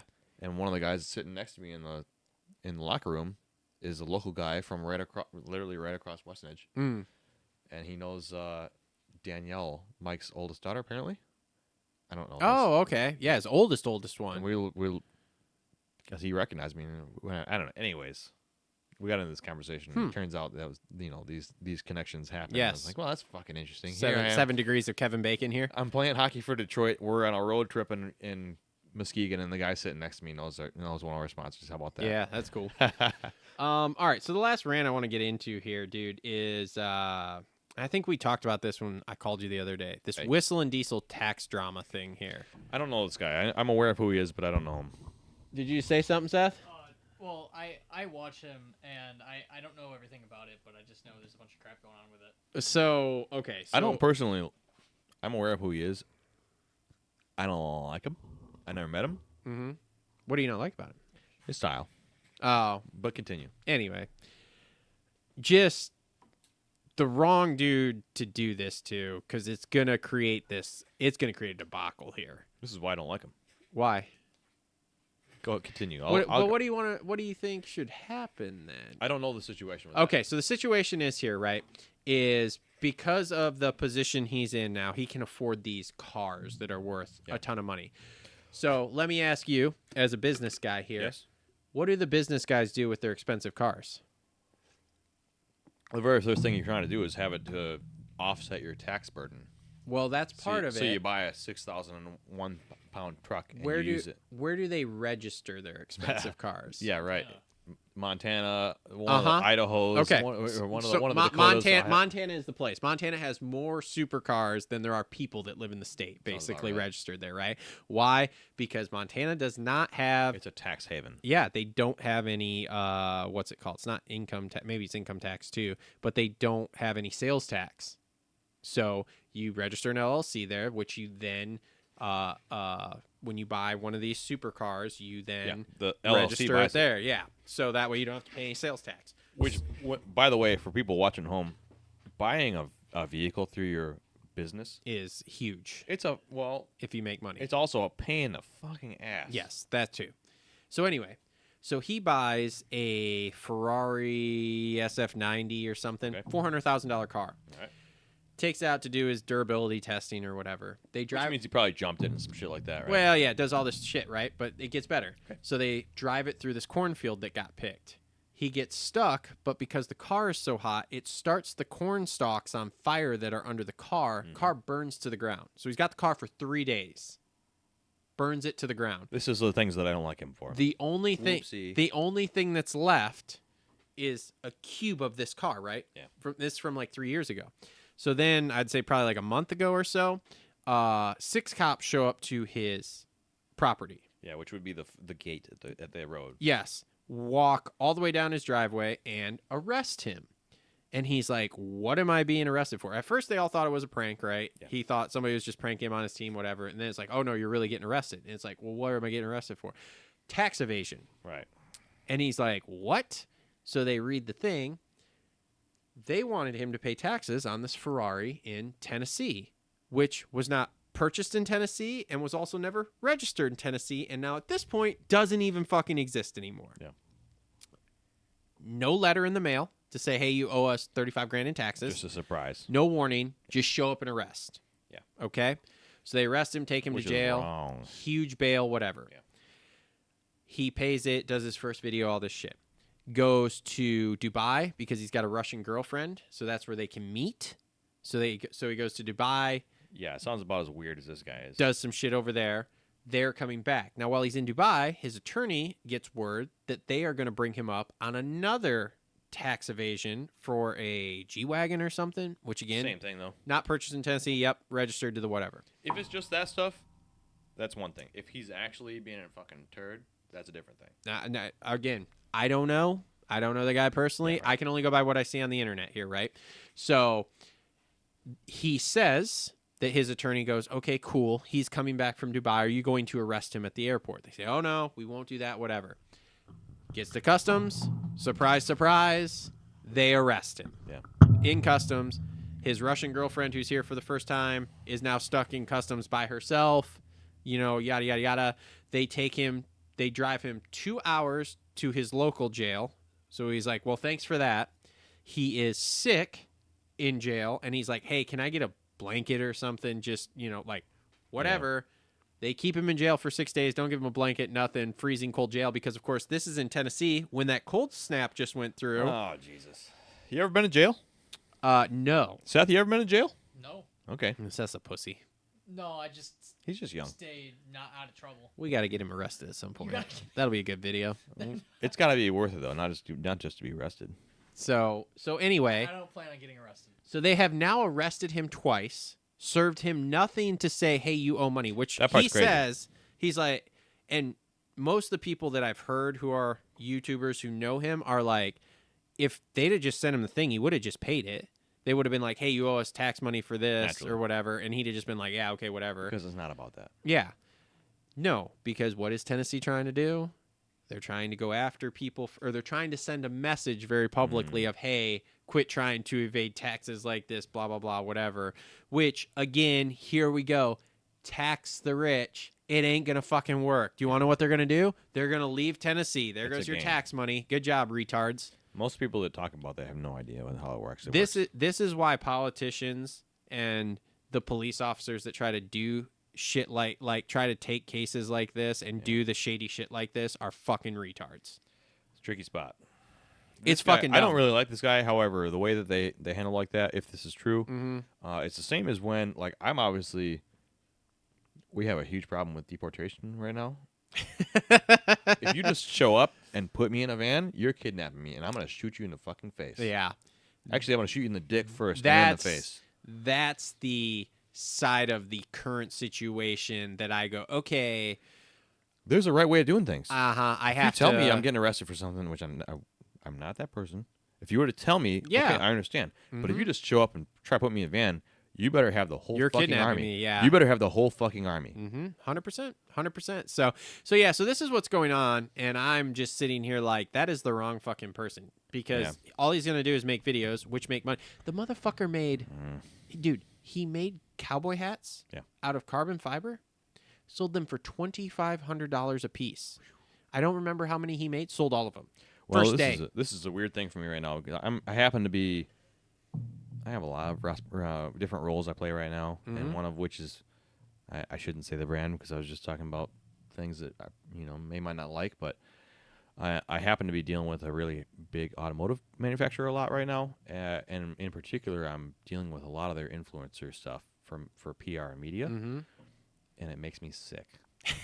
The way that they handle it is awesome, and it's all good, but the what makes me sick is that it is such a thing. It's almost more important than the product. They care about. You're talking about the person? Yes. That is the influencer? It is almost more important than what they're actually doing. 100%. And it makes me sick. 100%. Welcome to the name of the game in 2026. That's why man. you see all these bums that are on the internet that have no value that they bring, and all of a sudden they're an influencer and are important. And I don't mind that they're important and that they influence people, but it's not often the people you want to be, right? You get people that are not bringing any value. 100 years of cinema hasn't changed at all. Yeah. Let's face it, the people that were influencing us 30 years ago were also not the people. We just didn't know back then. Yeah, right. Now it's much more easier to get doxxed and whatever. Have you ever seen that Scotty K Fitness guy? He's going through some shit right now. Do you know him, Seth? Who? Scotty K Fitness? No, I don't. He's a fucking retard too. So I liked his videos at first, right? Because he would be he was doing essentially the blue pill guy. Blue pill.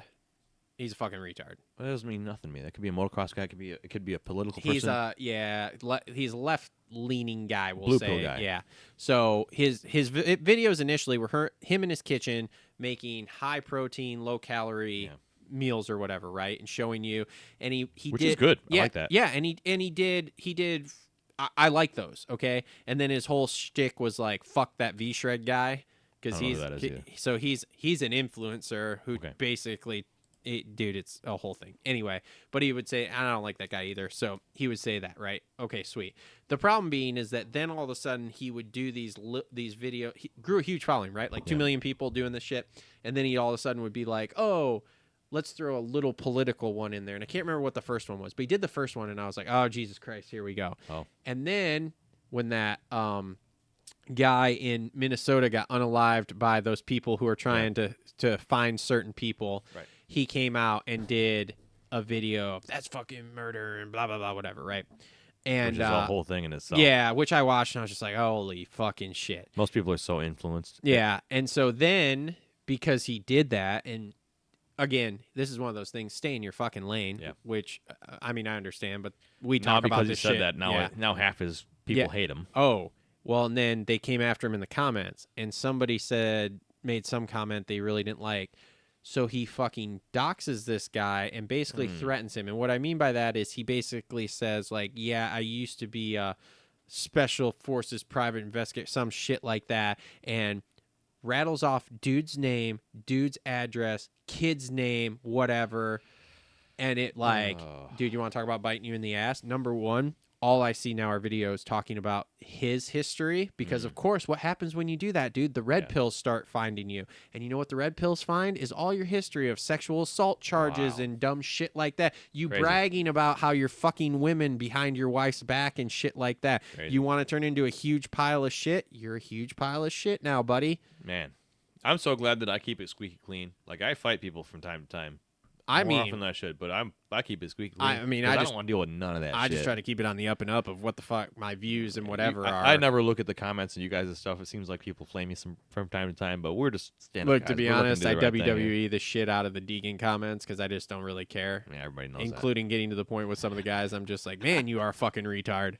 Well, And when you actually hit that in the comments, it's like, wow, we just went there. But then I just go, yeah, I shrug it off and I go back to my normal day. yeah, maybe Somebody at some point is gonna try to hit me in the face at a race, and I'm just gonna be like, this is epic. maybe that's why Justin's moving 5,000 miles away. Yeah, that's probably it. So, all right, that's been your the Armory Reload rants I got going on there. Have you told the whole audience by the way that he's leaving? Yeah, It we is told it on the first show. So sounds like now earlier rather than later. So we'll see.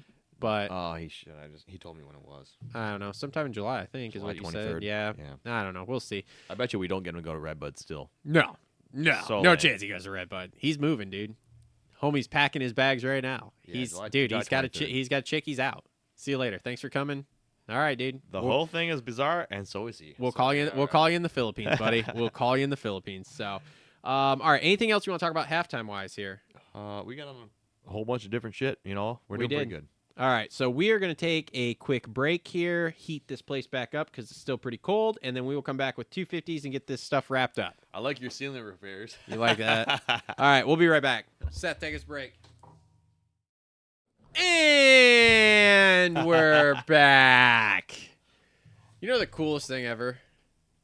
Is that like if you'd ask outside of boobs, I love boobs. Oh, as a matter of fact, I do. Fuck, I love boobs. I do know the best thing ever. It's probably because I was breastfed as a kid. Anyway, I was breastfed as an adult. It's okay. weird. Anyway, Just kidding. oh man, is like the fact that that we can do what we're doing right now. Yeah. Like, let's face it, what are we doing?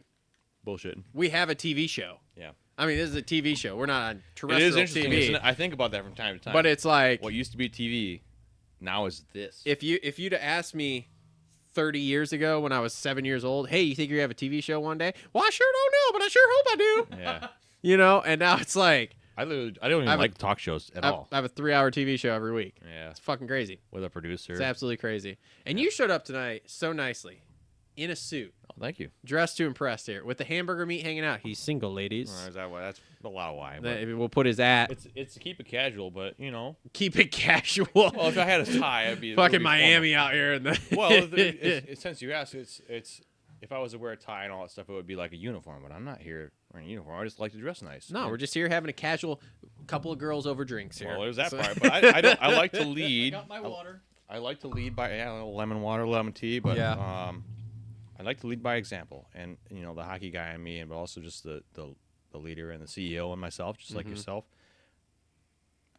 It's not like I'm wearing a uniform. Most people that wear a suit is because they have to wear it to their job 9 to 5. Mm-hmm. I haven't had a 9 to 5 in forever. No.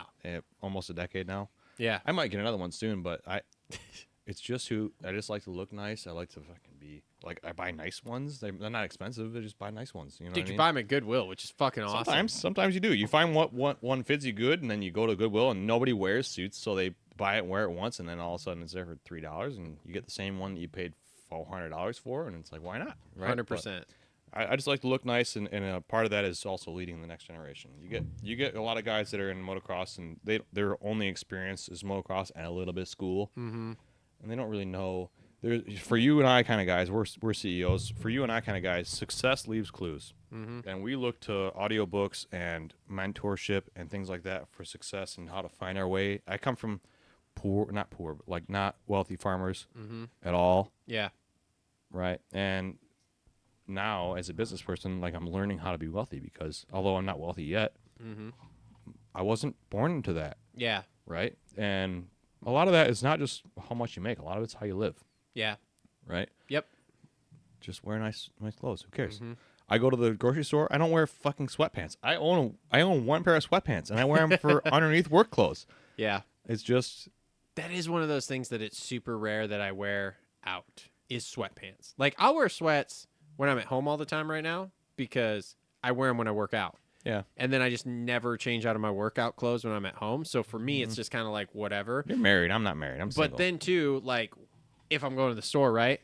Dude, I'm putting on my jeans. Yeah. I'm putting on my t-shirt, putting on my coat. I almost always wear a suit to the grocery store, and it's See, nothing I'm to do not with. that guy. You're right. I am married, so It has very little to do with looking like a player or looking like the boss. Right? It just has everything to do with you look good, you feel good. Well, you used to ride good. Now I don't.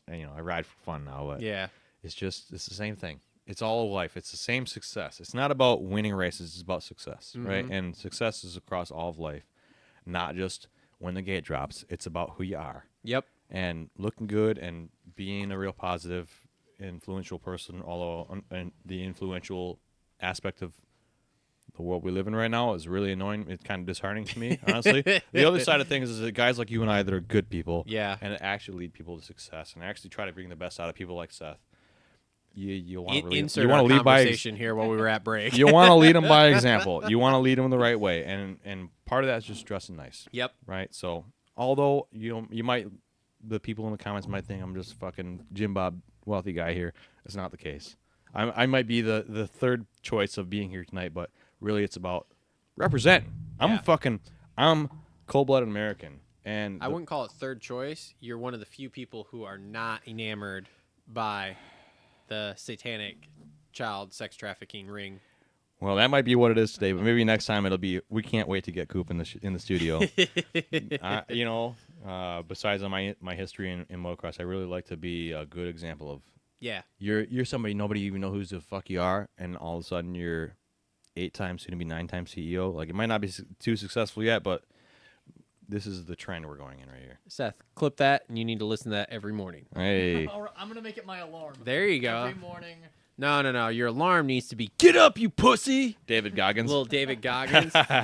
Stay hard. I think No about problem, sometimes, sir. It's the morning. Yeah, I sometimes think about if you were to hire David Goggins or somebody like that, if you were Hayden Deegan or Brian Deegan, not even tell Hayden, Yeah. and you were to hire Goggins to be his pre-race hype guy, Mm-hmm. Hayden Deegan would go through the entire field. Oh, yeah. If Goggins was on the line, hyping him up, 100%. he would go crazy. 100%. Crazy, which is beautiful. I Yeah. love that. Yeah. All right, let's jump in here. 250 race recap brought to you by our friends at Pro Flo Racing. Mhm. All your small bore bike needs, make sure to check them out, profloracing.com. They've got parts, they've got how-tos, they've got all sorts of stuff on the website there, so make sure to check them out. Are they only online or are they local also? I mean, they're local here if you're in the Kalamazoo, Michigan area. Okay. You can build you a sick P-Dub 50. Great. Or that's fix- P-Dub guys. Yeah. Okay, I Or got you. fix any of your other small bore bikes. Or big bores, not big bore, but big bike stuff also. I got Jesus you. Christ. I mean, you can do big bores for you if you want to, too. If you want to be like Chris Kiefer and run a big bore in a 250 Supercross. Most of P-Dubs, right? Yeah, there you go. So make sure to check them out, profloracing.com. We thank them for their continued support here. Long time now. So Deegs gets the dub. Let's back up today. Okay. Let's start off with the whole day. Did anybody blow your socks off in practice? Is there any way that you're like, look, this guy's a bad motherfucker. He just isn't finishing good in the main. Yeah, Levi Kitchen. Yeah, that's true. No, Deegs is doing exactly as JT says, what I want to see him do to go, okay, cool, he's ready to go 450s. I mean, I don't have anything bad to say.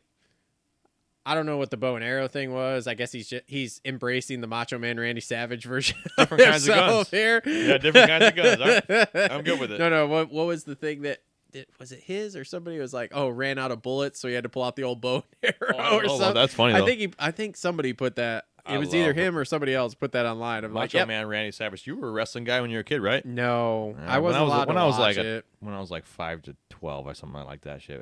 It was after Macho Man's era, but still like the cream will rise to the top. That stuff's awesome. Yeah. So I mean, again, Deegan's doing what he's doing. The inconsistency with the rest of the guys just blows my fucking mind. And Deegan's really that guy. He's really that guy. Dude, look. We're ready to go to 450s. That's what I'm going to say. Yeah, I agree with that. I don't want to get any farther into that. He's ready to go to 450s. What Levi Kitchen is hoping is that he goes to 450s for East Coast and gets hurt. He's not going to 450s for East. You don't think so? Unless they're pulling some real surprise move. Because they've talked about it. What's the reason to or not to? If you're Yamaha? So the reason not to is because he's just going to be testing 450 outdoors. He's getting ready for 450 outdoors. And you're not trying to get a 450 title. You're trying to get the 250 title and move on to 450s and be successful. Yeah, and then go to 450 outdoors and battle for that title this summer is what he's going to try to do. You think he rides a 450 at Daytona? We've seen that before. I We've seen it before a couple times. but I doubt it, to be honest. So we saw it with Millsaps and Andrew Short. RJ. J Mart. Mm-hmm. You remember J Mart getting second place? RJ winning. Do we his call heat. J Law's situation there? He could have won that day. He could have won. Dude, I don't know, man. So, yeah. So look, I like I said, I don't really have anything. I don't have any words to say about Deegan other than great job. He has made the step he needed to make in Supercross, which is funny because here we go. I feel like we said, hey, you need to work on a couple of things, and then he's literally saying like, yeah, I had a couple of things.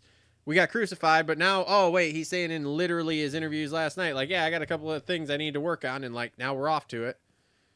Yeah. Okay, great, dude. Yeah, sweet. We all said that, too. No problem. But your fans are fucking retards and want to come after us because, again, here we are analyzing what the fuck you're doing and saying, oh, he's got a couple things he needs to work. There's a few things that he was not, up until this point, primed and ready to go to 450s for. Now he is. Cool, dude. Awesome. Great. He's ready to go to 450s in battle. Yeah. Cool. I would look forward to seeing him on a 450. I applaud him for riding out the 250 career and trying to get another one out of it. If you're Ricky Carmichael and you're a 15-time champion, it doesn't happen without 250 success or 125 in his era. Yeah. I mean, look, dude, he's gonna make another $1 million here winning this title. I don't blame him. $1 million, $1 million. Do a lot of shit for $1 million. Yeah. What's the old saying? I'm not gay, but $1 million is $1 million. You know, $20 is $20. Yeah, I don't know. I really like Deegan. I like watching him. I mean, he's I haven't been the dude. critic. It's going to be cool to watch him battle because I do like whether or not I think he's going to do it right away. I do think there's going to be a point where yes, he's going to be a dude. Typically in those situations, they come in for a little bit, then they get injured, and then it's like a reset at that point. Yeah, and then they're full-time 450 guy trying to get back. I don't know if he gets injured, dude. He hasn't yet, has he? No. Oh, well, I guess he broke his collarbone in Vegas last year. That's true. But and like he came in one of the seasons, his rookie season or whatever hurt. I forget which one. Second season. Yes, because he did something. I can't remember what it or is. something. Yeah, I can't remember.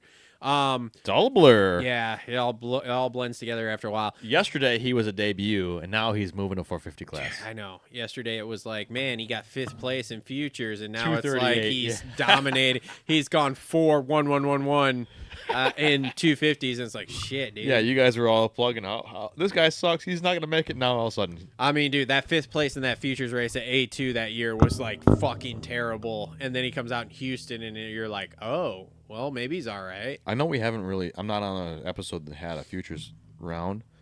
Can I ask you this? Yeah. Well, it's not futures. Sorry, it's SMX next. Let me get that correct. What's the name this year? Is what it is. Yeah, they need to quit doing that. Vincent Way. He has the pedigree. No, I'm biased because he's a Michigan guy, so to say, sort of. He crashes all the time. He's Let not me his ask you dad. this. He cannot stay off the ground. Well, he's got more than his dad did. He cannot stay off the ground. He may have more speed than his think dad that's a did, but he mental can't thing. stay off the ground, dude.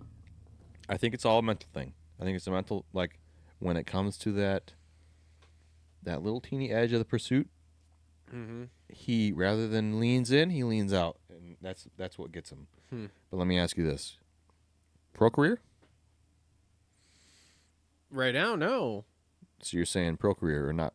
I'm going to say it's going to be shaky to thumbs down at this point until he learns to stay off the ground, dude. This has been biting him for the last, I don't know how many years since he's gotten on big bikes, last 2 or something. It's Yeah. like Since he he's cannot stay healthy. 60s. Yeah, he cannot stay healthy. He hits the ground, Yeah. pushes it too hard. He's So, been in a lot of the whatever futures, 85, 125, whatever races. Now it's SMX next on 250s. And almost all of them he's crashed, if not all of them. Yep. Like He I said- has the pedigree to do success. And He he's on a does. Kawasaki, so he could be Mitch Payton's next guy. Doesn't really look like it right now, but he No. could be. So you're saying you're like this with him. I'm sketchy right now because all I see is him crash at these Yeah. races. So, I mean, the speed's there. Don't get me wrong. The speed's there. But, like, bro, you can't come out and crash every single race. As we see with most of the people in our sport, not just our sport though, a lot of it comes down to your mental dog game, right? You can be so skilled, but if you don't have that dog in you that's going to win the race, Yep. the skills are great, you're not going to win. Yep. You could have all the dog in you and have no skills, and you're probably going to fucking win anyways. You might crash, but Yep. that's a hard thing to teach. That's something that Nick Way has been criticized for. It's too, great that not he to, has that, but he's got to harness it. There's been a lot of criticism about Nick Way about that, and one of the guys is our third placer tonight, so we'll get that. Levi Kitchen, second place. Great comeback. What is he doing? Dude. Is it a mental thing? So he said he just botched the start there. So I don't know if you've listened to this stuff. So the first 3 rounds where he crashed, All of them he didn't his start device didn't let go. So the whole thing for those at home that have never raced at this level, the whole idea is that when you come into the first corner, you slam the front end down. That way it resets the whole shot device. Anyone knows this. 3 Yep. races in a row, that was a problem. Yep. And now part of it could be, so they're cranking them down. When you worked, do you remember what the setting was when you worked? All the way fucking down. Not actually, but like they're way down there. It's like almost 5 inches. So They're really taut. It's really tight. Don't get me wrong. yeah. So what Steve said when he was mechanicking or whatever, which would have been probably pretty close up to the time that when you started at mechanicking, he would have quit or whatever. Yeah. They were at 130 millimeters. We're way further than that though. They're at 185 now. Yeah. So Levi said they did bring it up a little bit, and his technique also has been garbage. So Kenny and Savachi have been trying to help him with technique at the track. Yeah. I mean, he just needs to get off the gate. I've said it before and I'll say it again. He's got the speed, I think, to go run with Deegan here. But if you can't get off the gate and be with the guy, especially on weekends like yesterday, dude, I know Deegan, and again, here we go. Everybody, here come the comments of me shit talking. Deegan was just coasting at the end of that race, okay? Oh. Deegan has said it. Levi said it. I'll agree. He was just coasting. However, I still want to see that.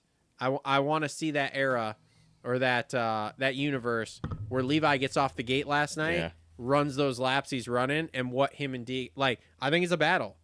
Who wins? I don't fucking know. I'm not even gonna sit here and say that Levi would have won, but I think it's a fucking battle, dude, because he was flying. He's There really was a fast. point there that I was doing math after he passed into second, going, how many laps are left? Because yes, Deegan was coasting, but he was putting 2 to 3 seconds a lap into Deegan's lead there, and I'm like, ooh, there's 3 laps left maybe, and he's only 5 seconds up. Like, this could get sketchy. Now it didn't.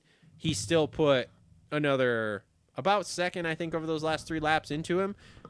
Not close enough for anything. And again, Deegan was coasting, so whatever. It would have been interesting, is what I'm saying. If you're hypothetical and you look at Levi's skills on the bike Yeah. and his mindset, if you were to take Deegan's mindset and you put it on Levi's bike and skills, is Levi winning right now? Oh, yeah. 100%. or him and Deegan are having a fucking battle to the death. Yeah. For this title. It's more So, competitive. Yeah, but this is again here, and I give Levi a ton of props too. Well, you have to. He's Because he's taking this all very in stride like a man. Yeah. He's giving credit to Deegs. He's saying, hey, man, this is my fault. My career has not gone as planned. I'm doing things like last night they were like, so what's up with the start? And he's like, dude, I botched that. He's like, that was me. I didn't get off the gate great. And then whoever was on the outside of him, he said squeezed him. Yeah. He's like, it was me. It True. was me. It wasn't the bike, wasn't anything. So, yeah. Levi Kitchen is 6th in points right now. But next week, if he finishes well, he could be 2nd in points. 100%. And we're going to get to the guy who at least was 2nd. I don't know if he is anymore. A lot later here. But anyway, lot later, he says. McAdoo 3rd there. Real good. Yep. Do you think he's cruise controlling? Do you think he's riding at 80, 85, 90%? Or do you think he's all up? definitely a tick off a top speed that we've seen McAdoo, but he's not crashing. Yeah, I agree with that. So, again, we've kind of talked about it on here before. Just do that. Get through a whole season. Don't get hurt. Get through all 8 or 9, 10, 250 SX rounds. Yeah. Get through outdoors. Get through SMX. Go through a full off season. Has Cam ever done outdoors?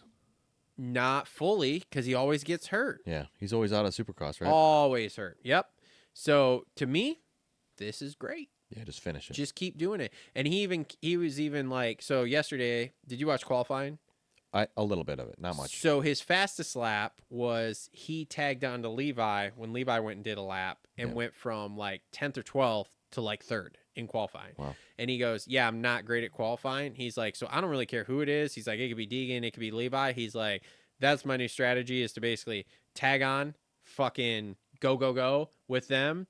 It like basically do a race lap. He's like, Yeah. because I race. He's like, so do a race lap and then just see where I land. He's like, I don't really care if I qualify 12. He goes, but it definitely makes those couple of hours between qualifying and the night show much easier when you qualify like top 5 versus 12th place or whatever. So, so good on McAdoo. You know what's interesting about McAdoo? And now let me preface this with I really like the guy. I think he's real honorable. And this is like, with all due respect, fuck you. Here we go. When was the last time he was on the podium when he wasn't like about to cry? Dude, there's a lot of talk about that this year. There's a lot of talk about that. He's a softie and his sister's a hard ass. What's the difference here? Isn't that strange? I'm not trying to read into it. Like, no disrespect. So what he said that I listened to this morning is that we don't know is so him, his sister, his wife, and somebody else. Mhm. Him and his sister bought a house together several years ago. Really? So they have been living together, and she was not supposed to get deployed back out, and Yeah. she did. And obviously, with the way the world's working right now, you're hearing all these things. Aircraft carriers are going here, there, everywhere, Yeah. which is where she works. And much like anybody, if your family member's on an aircraft carrier getting deployed somewhere in these current times, you're going, oh, shit. Yeah. And I didn't realize that he had lived with her like that. Mm. So when he said that, I was like, this is all kind of piecing together. Because Alright. I don't want to say I was fully in the same boat, but I was also like, man, dude, we're real emotional about this, which again, I get. Every time. But it's like, yeah, it's like every single time. But when he said that and laid out like that, I was like, oh, this is starting to make more sense of like, it's not just your sister who like you kind of grew up or who you grew up with. And then like she went and did her Navy thing or whatever. And you're over here doing your thing. It's like, yeah, you guys have been living together. Like you're real close. So I don't mean that in any disrespect. No, because no, I no, really no. like the guy. I think he's a fucking no, bad, but bad that is animal. but that is a big talking point here through the fan community and a here. whole world right now. Mm-hmm. I mean, honestly, Yeah. let's so- just be honest here. You and I are Red Pill kind of guys. Yeah. Mosman, 4th place. Good. Okay, great. Good, not great. Yep. Ryder D, 5th place. Ryder D's still one of those guys I'm waiting for that qualifying speed to show up in the race. He weeded it, but otherwise, he's fast. He's fast, but I need it to show up in a race for Yeah. 15 minutes. Don't weed it this time. Yeah. Max Volan, 6th place. Won that heat. Great job for him with he the could- handbrake. That thing kind of really bugs me out like everybody because the motherfucker could win. He really could win. He's back on the grind here. I love to see him with Chad Reed. I really do. I really love to see that. Yep.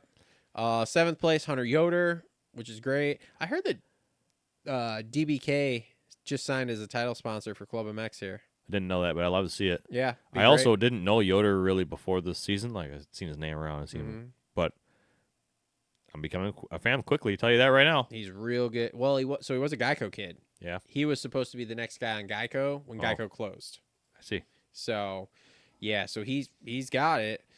Max Anstey. All right, so let's get into a TLR tinfoil hat here. Really? Wow, this escalated quickly. My TLR tinfoil hat is that when the entire Deegan thing went down, With him hitting him. well, yeah, with Deegan taking him out and then whatever, and then the next week at the farm, apparently, when they watched film, the film session was very interesting. Yeah, I heard of that. all of them together. So my TLR tinfoil hat is, after that all got settled, they basically told Max, do not fuck with him. Which is crazy. Mm-hmm. And Max, being a 32-year-old man, said, okay, no problem. I don't want to lose my job right now. Make sure my paychecks are on time. Uh-huh. But, okay, cool. Fuck you. I'll show you what don't fuck with him is, which is instead of your bike being on the podium and you having 3-star Yamahas in the top 5 every week, I'm going to run around here in 8th place, 9th place, 10th place. That's where you lose me. That's the only thing that explains it. Well, you could be demoralized and not have that mindset and just not be at your peak. Mm-hmm. Because I've been there. We've all been there. Yeah. Right? You got a shitty job and your manager Mm-hmm. demoralizes you and you're just like, I'm still doing my job, but fuck you. You know what I mean? Let's put it this way. I'm not saying that's what the situation Let's is. put it this way. At this point, it would not surprise me to see Anstey exit stage left from Star Yamaha. Which is crazy. And if he does, Why would you? why? Next year, there's no Deegan. Who cares? Then? But again, It's you and Davies next year. who's the next? Okay, so then what? Then Davies is the East. front runner for no. Well, then Davies is a front runner for a title. You're on the same coast as him. You guys get into it, and they tell you not to fuck with him either. That part's crazy, but the other part of it is like they have to have a title favorite, and Max for the next 5 years is gonna be a title favorite in 250 class. And when Deegan moves up, who's gonna be in behind him? Max. I don't know. All I know is this is a big fall off, in my opinion, from where we were the first 2 rounds to Yeah. here. For Which is weird. Really not weird. any issues. I'm Yeah. super interested if we do get a. So him and Lewis Phillips are really tight, obviously, because they're both. From I don't know who England. that is, but okay. Lewis Phillips is a Vital MX guy that does most of their interviewing right now, and yeah, so I'll be interested to see if there's any interviews that come out with him, or if he's on any show, kind of dropping little bombs that behind the scenes stuff, because they're like Lewis, you're saying. friends, yeah, because Okay. they're like friends. Two like- British dudes.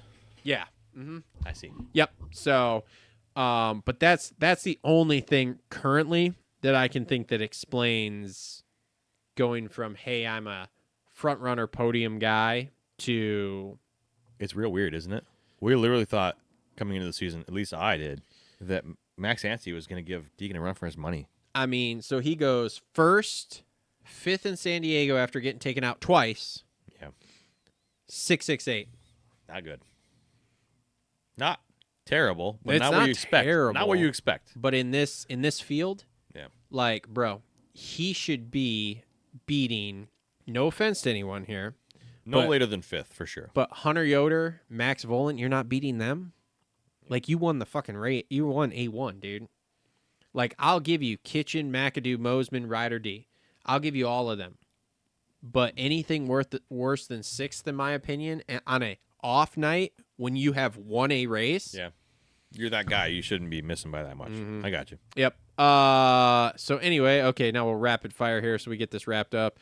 Avery Long 9th, Parker Ross 10th. He had Shout a- out to Lux Turner leading that heat, dude. Yeah. Sick. Lux Turner finally showed up. Their 11th whole family's place. great. Varese 12th, Robbie Wageman 13th, Crockett Myers 14th, Rod Bell 15th, Cole Thompson 16th. 16th, huh? Mm-hmm. He can do better. I've been thinking that the whole year so far. Yeah.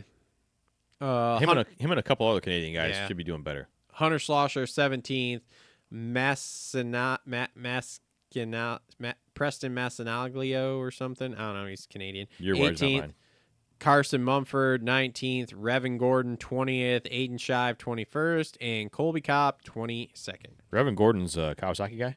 Yes, and he was supposed to be, or he was a Team Green guy. But add it to the list of guys that there's just not room for when you go to PC because, of course, guys aren't leaving the 250 class, which, again, this could all be avoided if we had Another the class. coast for the, what's it called? I mean, in 2 years, this won't be a problem anyway because you can't go pro till you're 18. Yeah. Because of the gambling thing. There will So- still be too many talents for 2 classes. There will need to be a 3rd class. Yeah, but you can ride SMX next until you're, There's I no- don't even know what the There's age no is reason to at want this to ride point. SMX next. It depends. If you're on an amateur contract with that, you're making 6 figures a year racing, I don't know, whatever. If there's 10 money to races. be made, yeah, I guess. These amateur kids are making more money than the I'm not kids. talking about salary. I'm talking about purse. Because I could be a salary guy sitting at home. Same thing. Yeah, but what I'm saying is those kids are getting a salary from these teams Yeah. and the SMX Next stuff, and they're making more. The kids on the SMX Next are probably making more than, I'll call it, from 10th place on back. Most in the privateers. 250. Yep. Almost all of them. Yeah, or well, basically from 8th place on back. I will bet you most of the SMX Next kids' contracts are better than anyone who is not on a factory team here in the 250 class. I'm not mad about it. So I would like to see it grow for the guys that are privateers. Yeah. But I'm not mad to see the guys have. well, and that's where I said it's like, dude, I would love to see, like I said, that feeder class. Like, let's go to stadiums that fit 15, 20,000 people, smaller stadiums, build a. I'm out on this part. Why? We don't have enough for the Arena Cross Series to have a full fucking series. And you're trying That's to because there's no money there. There needs to be money put behind it. Well, You need the amateur side you're of asking things. for a World Supercross to come in and have American rounds, is what you're asking No, for. I'm talking a Grand Rapids Griffin style fucking. That is Arena Cross. That is what it is. Okay, cool. So don't put it in arena cross arenas though. It's the same arenas. It's hockey arenas. Okay, what is Van Andel Arena seat? I don't know the number, but it's what I'm talking about is the floor size. It's the same floor size. Either you have a full football stadium, baseball stadium, or a hockey arena. Yeah, so they're 12,000. So you need to go to 20,000. You need to go to the soccer stadium sized ones. There's not many. There's a lot more than you think. That might be true, but there's not a lot of that are going to support Supercross, whatever you want to call it, Supercross Junior. Yeah. You know what I'm saying? Yeah, I mean, I don't know. You got to come up with a name for it, not change every year. But that's what you need. You need that support series. They're building one of those in Detroit right now. Now you mention Soccer it. stadium? Yeah. Yeah.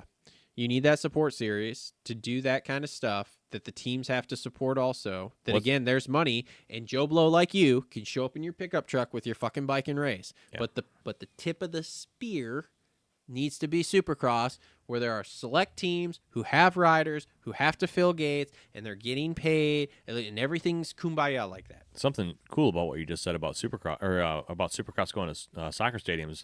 The soccer floor is bigger than football. Mm-hmm. It's bigger than, like, Arena Cross is 80 by 200, and it's hockey walls on the outside. So you Yeah. can't go bigger than that. Yeah, no, it's dumb. You go to somewhere that has a huge floor.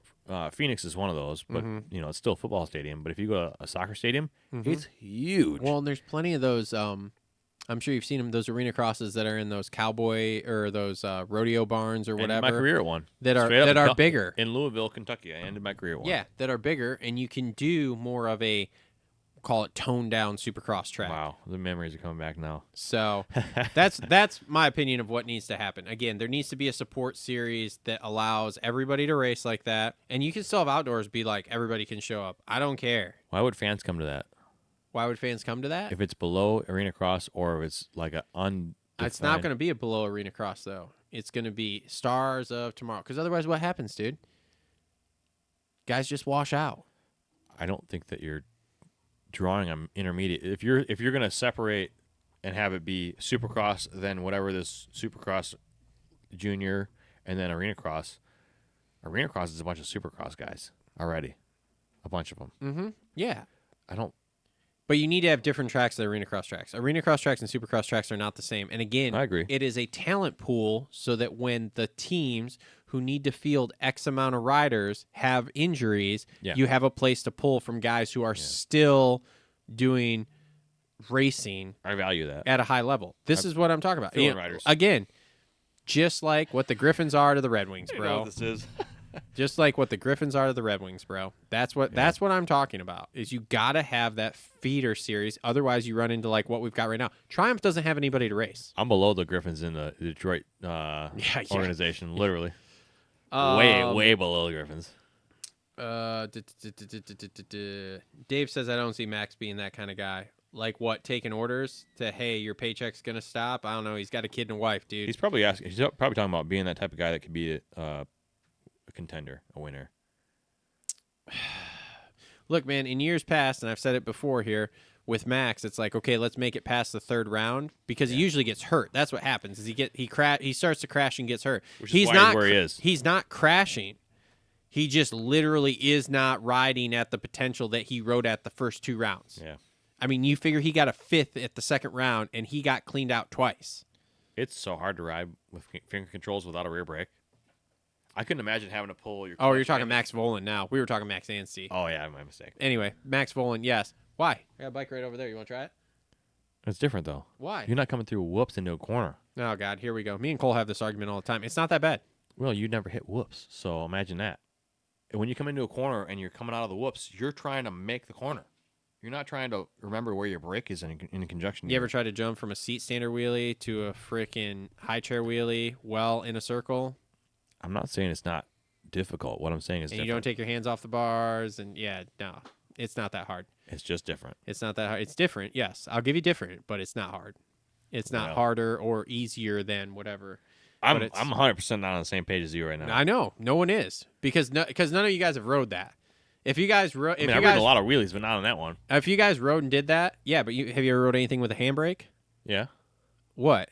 A fucking trials bike. No. I'm talking a motorcycle. Well, what I'm saying is that you're riding 2 motorcycles, but what you're doing is very, very different. You're coming into a rhythm section if you're Volan, and the way that you approach the corner out of the rhythm section is very different when you're standing on your rear brake or when you're trying to pull the second you got 2 fingers on your left side. It's not that hard to pull, man. It's not that hard to pull. Well. And they've got way more engineering than I have into that thing over there. I'll guarantee you that. I don't disagree with that, but I'm talking to a guy that's ridden a street bike, but not a supercross track like that. I don't buy it for a second. What if you're a 2-finger clutch guy? I have been at different points in my career. You're not doing 2 of them like this. You're doing alternating different things. Yeah, I know. It's different. It's just a bit of reprogramming in your brain, and it takes you like 3 days to figure out. We are not on the same page with this right now, for sure. Because a lot of it's control and the modulation of the brakes. You got a lot of feel. You use mostly rear brake when you ride. A lot of it's the feel of the pedal. You don't have the fucking pedal to feel. No, you feel it in your hand like the clutch. Except for you don't have that feedback the same. What do you mean? When you come into a corner, you are feeling the rear tire traction through your big toe and the ball of your foot. You don't have the big toe and the ball of your foot playing in your right index finger. It's different. So you just learn to feel it through your right index finger. It's just different. It is different. I'm not arguing that it's not different. It is a different feeling, but it's not harder. I don't agree with that at all, but it's just different. I don't understand why you don't think you could feel the same thing here that you feel here. It's just a different position. Okay. You ever be driving down the street and you feel the feedback in your throttle foot, your right foot, and then you're in a boat and you're doing it with your right hand and you have no feedback? You're riding on the chair. Yeah. You're working the throttle, but you're not getting the same feedback out of it. It's just different. But how often do you drive a boat versus a car? I mean, I live on a lake, so it's different for me. I understand. I'm just saying it's still not, when you're doing it every day, which Voland is now. I agree. It's not that difficult. It's different. You're pulling the brake, but it's different. It's different, but it's not difficult. And the whole argument, like me and Cole have, is like, well, you're only holding on with 2 fingers. Okay, cool. Well, if you're a 2-finger clutch guy, you're still only holding on with the 2 fucking fingers, dude. Like, so that's, again, different than what maybe you are. Maybe you're a single-finger clutch guy. But again, not harder. I've changed that through my career. Normally brake, I'm middle finger, but I'm almost all grip on my outside 2 fingers. Mm-hmm. So I could do both, but that's really hard to do. It really is. Yeah. Even when you're used to it, like riding around your fucking outside, your little corner track out here, no big deal. Riding to try to win a Supercross, very big deal. I don't know, man. I rode that for years.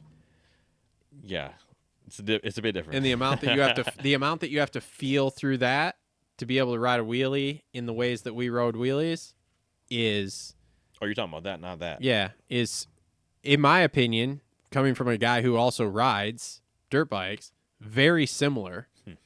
Because think about it. So when you're riding a wheelie like that, right, and you're modulating, because what all you're doing with that is you're modulating that brake to the point where when you go back, you're like, oh, too far, and you're hitting it just enough that it Smooth essentially stops the wheel to bring you back to a certain position, and then you're remodulating with the throttle or whatever. Yeah. Same thing you're doing on a moto track.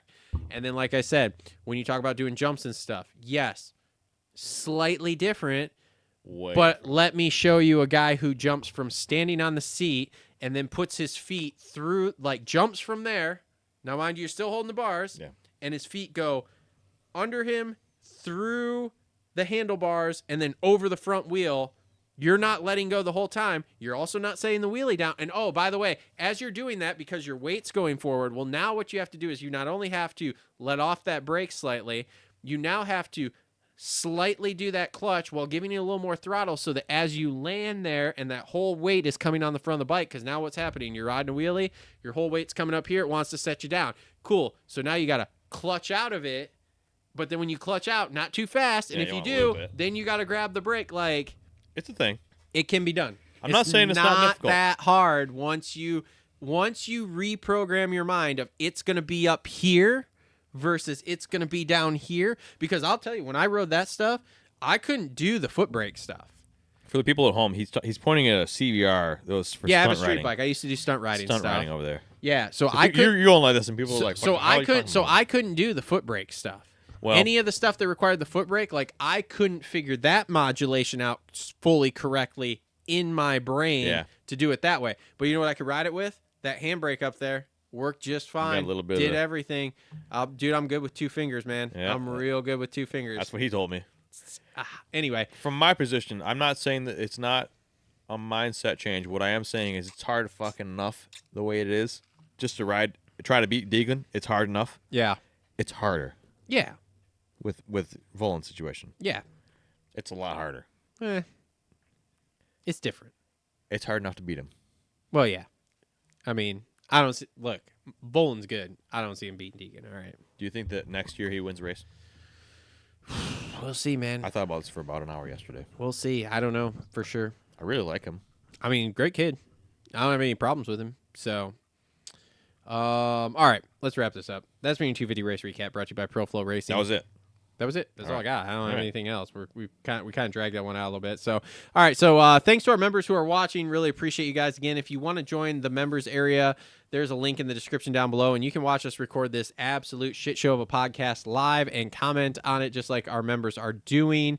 Want to thank all of our sponsors one more time. TLR Coatings, Gutter Works, Complete Racing Solutions, The Armory, Flo Racing, Alias MX, Adept Creative Co., Nano Extreme. We didn't have any painful takes. Your painful take is that you think that the fucking handbrake's too hard.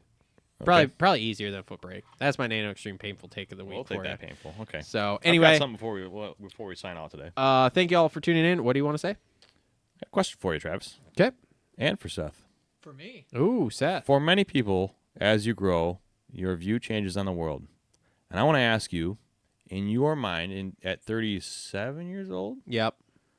what does success mean to Travis Ridenauer at 37? Ooh. Okay. Great question.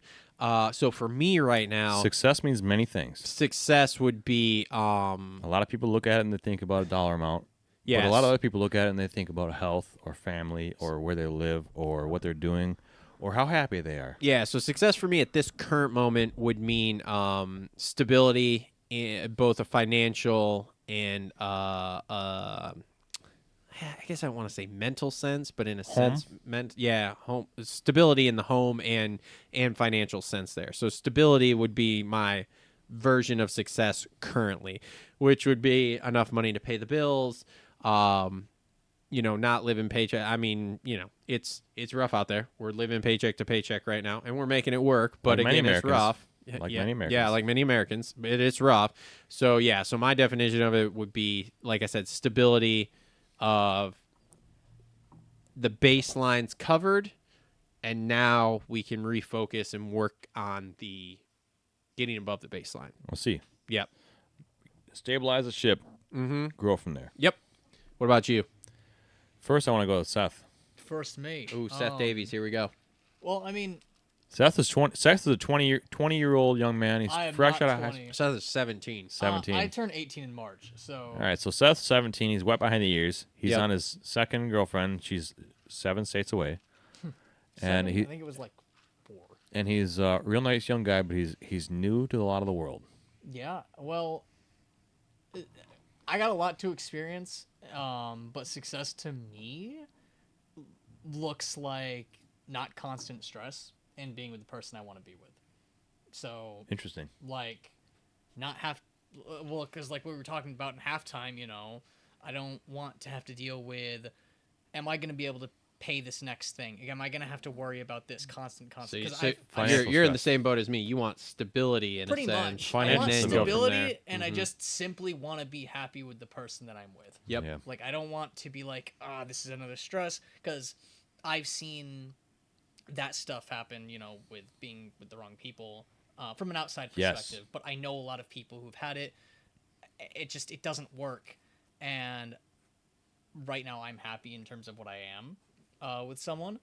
And I'm going to continue to pursue that. But, you know, that's my way of success. It's just like simply being happy. The pursuit of and- happiness. Yeah, and not being stressed all the time, you know? So I find in a lot of people's lives, most of the stress is financial stress. Yeah. Right? But there's also emotional stress, which is actually, in my opinion, the most energy draining one of all of them. 'Cause if you got 100%. If you got an old lady It at is. home, a girlfriend at home, let me call it that correctly here, and things ain't right, the whole world is falling apart. Yeah, it doesn't matter money at that point because you're just like trying to figure out that. Money might have something to do with it, but if mama ain't happy, ain't nobody happy. Oh yeah. Right? Yeah. It's, well, let me tell you this. You want to add another bugaboo to that? Yes. Try having a prepubescent Yes. daughter, Yes. because those emotions will fuck your day up as a man. I don't know if it's okay to say this, but I wanted to give you props to this. It's not even that it's your daughter; it's that it's your stepdaughter, and which Yeah. is a very honorable thing. Very few times do I ever see people give respect where it's due here to raise someone else's child and treat them as your own. Yep. It demands a great deal of respect because many men won't do that, Yeah. especially if she's being a little turd. and you can't. I'm just kidding, but you know what I'm saying? Like, It's you know what I'm saying? 2026. We can't do that anymore. What I'm saying is that what you're going through and experiencing, and you're facing as a man head on, and saying, "I'm going to embrace it." And, Yep. and even when I want to lock her outside in the cold night, you don't because you're a good man. That's I mean, I don't lock her outside, but I Honorable. just tell her you got 20 laps. See you later. well Around the it's house. very honorable because many men won't do that, and the people that do it great, it deserves a great deal of respect. Well, thank you. I It appreciate is, it. mine. Here's mine. because I actually grew up in a mixed household. So What does like, mixed mean? Mixed as We're in, blended. like mixed as in like Your brother's name is never mind. I only have half siblings. Okay. So there's kids from my mom's side, and then there's kids from my dad's side, and then those two marriages didn't work out. They found each other. They had me, you know, trying to deal with two different kind of kids that act or different and Okay. think different. It's, my dad dealt with a lot of stress with that kind of stuff, so it's respectful. Oh, I like, get it. That's an emotional stress thing. Mhm. Yeah, Yep. like- Which will drain you. That is worse It's than crazy. anything. Yeah, You want to it's- talk about like you get through some of that shit and you are just ready to take a nap. Bro, I'm in my second pro sport, and I can go through a game day like yesterday. No big deal. Go home. I'm wired for the next 7 hours. If you go through some shit with your old lady, and by old lady I mean girlfriend, you're drained. You're lucky to stay awake, and it's very different. You could have just gotten up in the morning. You go through some shit like that. You will instantly be like, I need a nap. ruins The your rest whole of your day. day. Yeah, it's a lot, dude. It's a Whole week. lot. So to answer your question, back to me. Yeah, back to you. I look at success in a lot of different ways, and obviously as a business guy, growing business guy, and coming from nothing, you look at it as like the financial freedom, and a lot of people, I've been self-employed for a long time now, and a lot of people are always like, "Oh, I can't work for the man," and it's honestly just a bunch of bullshit. Most of the time, people come to me like, I want to be a business person. And I'm like, you fucking don't want to be. No. Either you're the hardest working person around and you're going to work around the clock, Mm-hmm. or you're going to fail miserably, and you could have just had a nice job and gone Yep. home and had the rest of your What do whole we time. say, Seth? The number 2 guy at Google makes a shitload of Oh, money, yeah. right? I'm Yeah. fine with being number 2. Well, it's a real thing, and you know, for me, success is a lot of different things because, you know, being in, for what it's worth, I'm a hockey player, but I'm not that good, you know. And we sometimes win and we sometimes lose bad, like yesterday. But a lot of it's just like what you're putting in and what you're getting out, right? Mm-hmm. And for me, a lot of what I put in and what I would get out is nothing to do with that stuff. It's when I dress like this. For a great example, it just came to mind while we were talking here. I have the ability to go about any day and make or break anyone's day. I can walk into the grocery store and have a conversation for 30 seconds with a little old lady and make her entire day. And I think there's great power in that. There's a great responsibility in that. Dude, and you do this all the time because when you and I hang out, women will walk by. And, dude, no, check this out. Okay. Chicks will walk by, and it doesn't matter. It could be an old lady. It could be a young chick. It doesn't really matter. He goes, hey, great hair day. And just keeps walking. Couldn't And care less. they don't know what to. They're most of them, at least all of them I've seen, he's been positive. It's been positive of like, I'm oh, always- thanks. yeah. But like, they just don't even know what to say because he just like says it and he's just like, boom, on to the next thing. Like moves. It's never bullshit. It's always real. Yeah. And that thing about it, like I'm gonna tell you something, Seth, right now. Like I'm not exactly a pimp, right? But never compliment a woman on how she looks, how she was born. She didn't earn it. Something like, your hair looks great today. If it's real, don't tell them fucking you look homeless today. Don't tell them she has a great day, great hair day. But if you compliment someone on something that they worked for and they earned, and you're real about it, they feel it every time, right? I can't think of the last time I did this with you, but it happens every day with me. And the other side of this is that with great responsibility, also is the inverse, because I can fucking break anybody's. Besides being a fighter, if you're a bad person, I'm coming for you, baby. I'm coming for you. You know what I'm saying? But really, though, Yeah. the responsibility of that is twofold, and I think that success in a lot of ways is being able to harvest that in the good way, especially where you're from. For me, I have a lot of new neighbors all of a sudden, and some of them like me, and some of them we're yet to find out. But you have the responsibility of affecting your whole world around you. And sometimes it's the people in this room, and sometimes it's the crazy-ass world we live in right now, which is God knows what's going to happen tomorrow, right? There's a lot of things happening in Congress tomorrow. Oh, yeah. You never know, and I'm not going to be a political person in my future life. He probably is because he's dumb, but... It's called I'm fucking good at this shit. Well, the other side of things is even with that position, you have the opportunity to affect people outside of just you. Like for me, I'm 36 and I don't have any children, or I'm not married, but None that you know about. it's true. But the opportunity that came from the last few years is that being a business person, it's bigger than me now. It was like, what can I do? Let's see what I can do with the world.